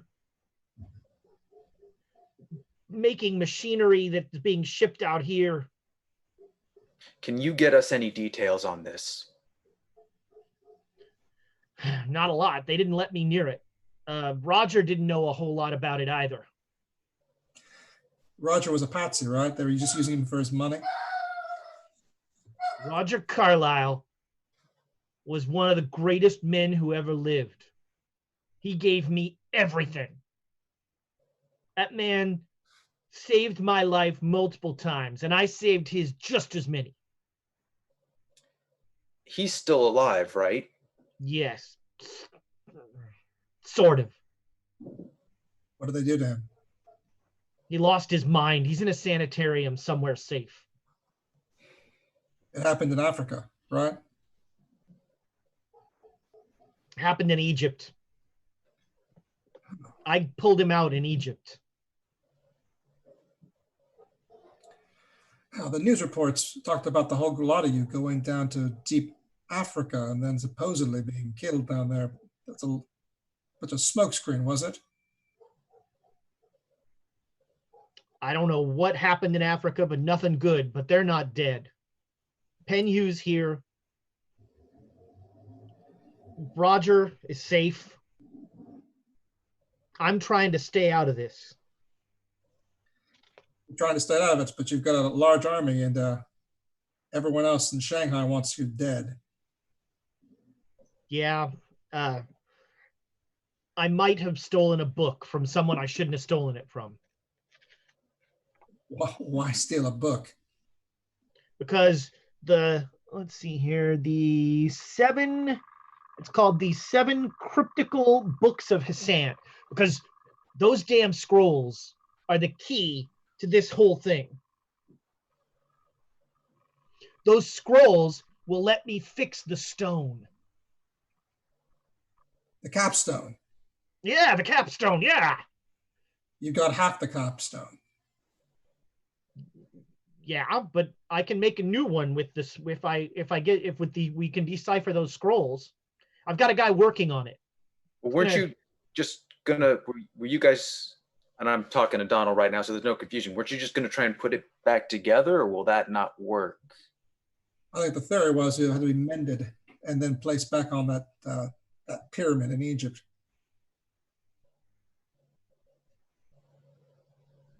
Do you have the other half of the capstone? I do.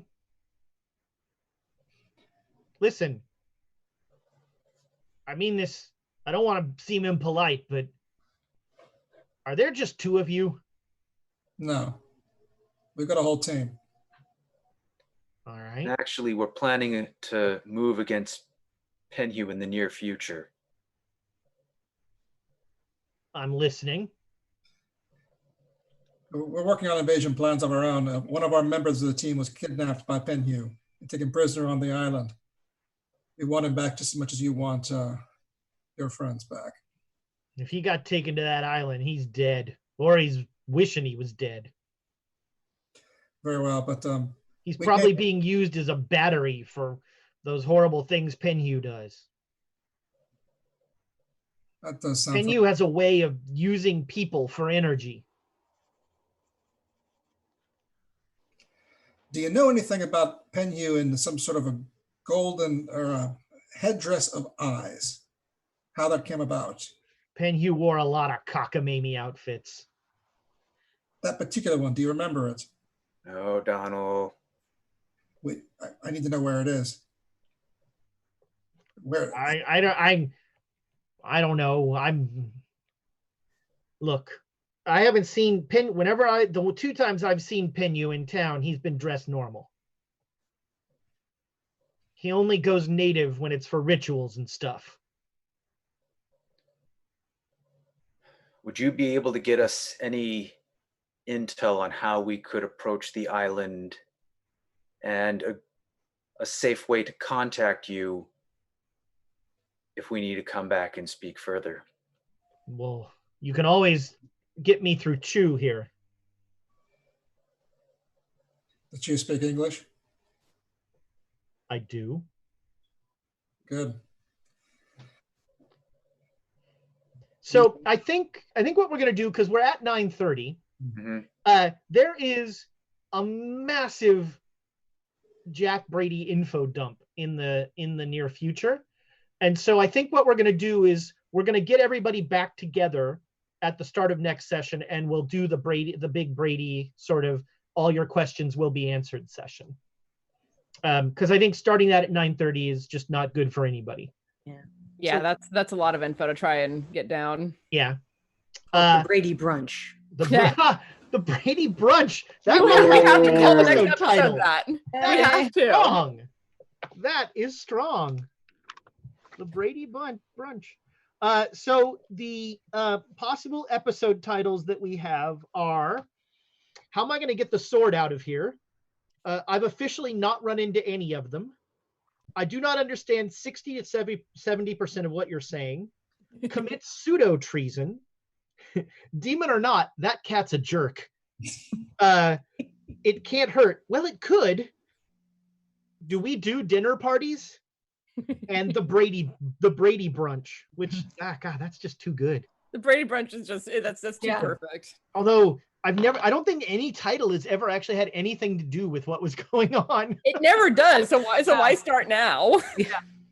I really like Demon or Not. Gorillas and murder cats. I love the murder cat. Yeah, Demon or Not, that cat's a jerk might be the winner. That's a good one too. So good stuff. I'm always I always enjoy getting to play Madame Lin. That's she's like a nice Black Pharaoh kind of. Only slightly nice. We've got a full week of Quests and Chaos fun for you here. Monday we're back with Carbon 2185. Who knows what 80s movie Warren's going to do now? I'm hoping for a Willow run with Mad Mardigan shows up and the tiny little guys. I don't remember their names, but I don't either. But I really want a Labyrinth episode. I'm Labyrinth episode for a Labyrinth episode. That would be awesome. Personally, I'm waiting for my character's returning for the Xanadu episode. It's all on roller skates. It's gonna be awesome. So Monday, Carbon 2185 doing an 80s movie. Then Tuesday, it's Chaos Agents. I think they're doing a 70s movie. I think they're back. I think we're going for the 60s. The 60s. There you go. That's right. It's drug stuff lately. I Love You, Alice B. Toklas. Then Saturday, we're back here with the Nothing find can out go wrong show. what's really going on. And friends, if you get a chance, follow us on YouTube. We've been so happy with the subscribing numbers on YouTube. We asked and you guys answered in big ways. We're at a nice round number, but there's always a rounder number that we can get to. So we really appreciate all of your everything you do, your likes, your subscribes, your comments. YouTube, we love all of your comments. It's great to see the community we're building there and the community we're building here. I don't know, Amy, is there going to be another episode of the Untitled podcast this week? God, I hope so. We've got to actually shoot it first. So there's that. God, I hope so. That's, that should be the title of the podcast. I'm really enjoying that. And again, check out our Discord.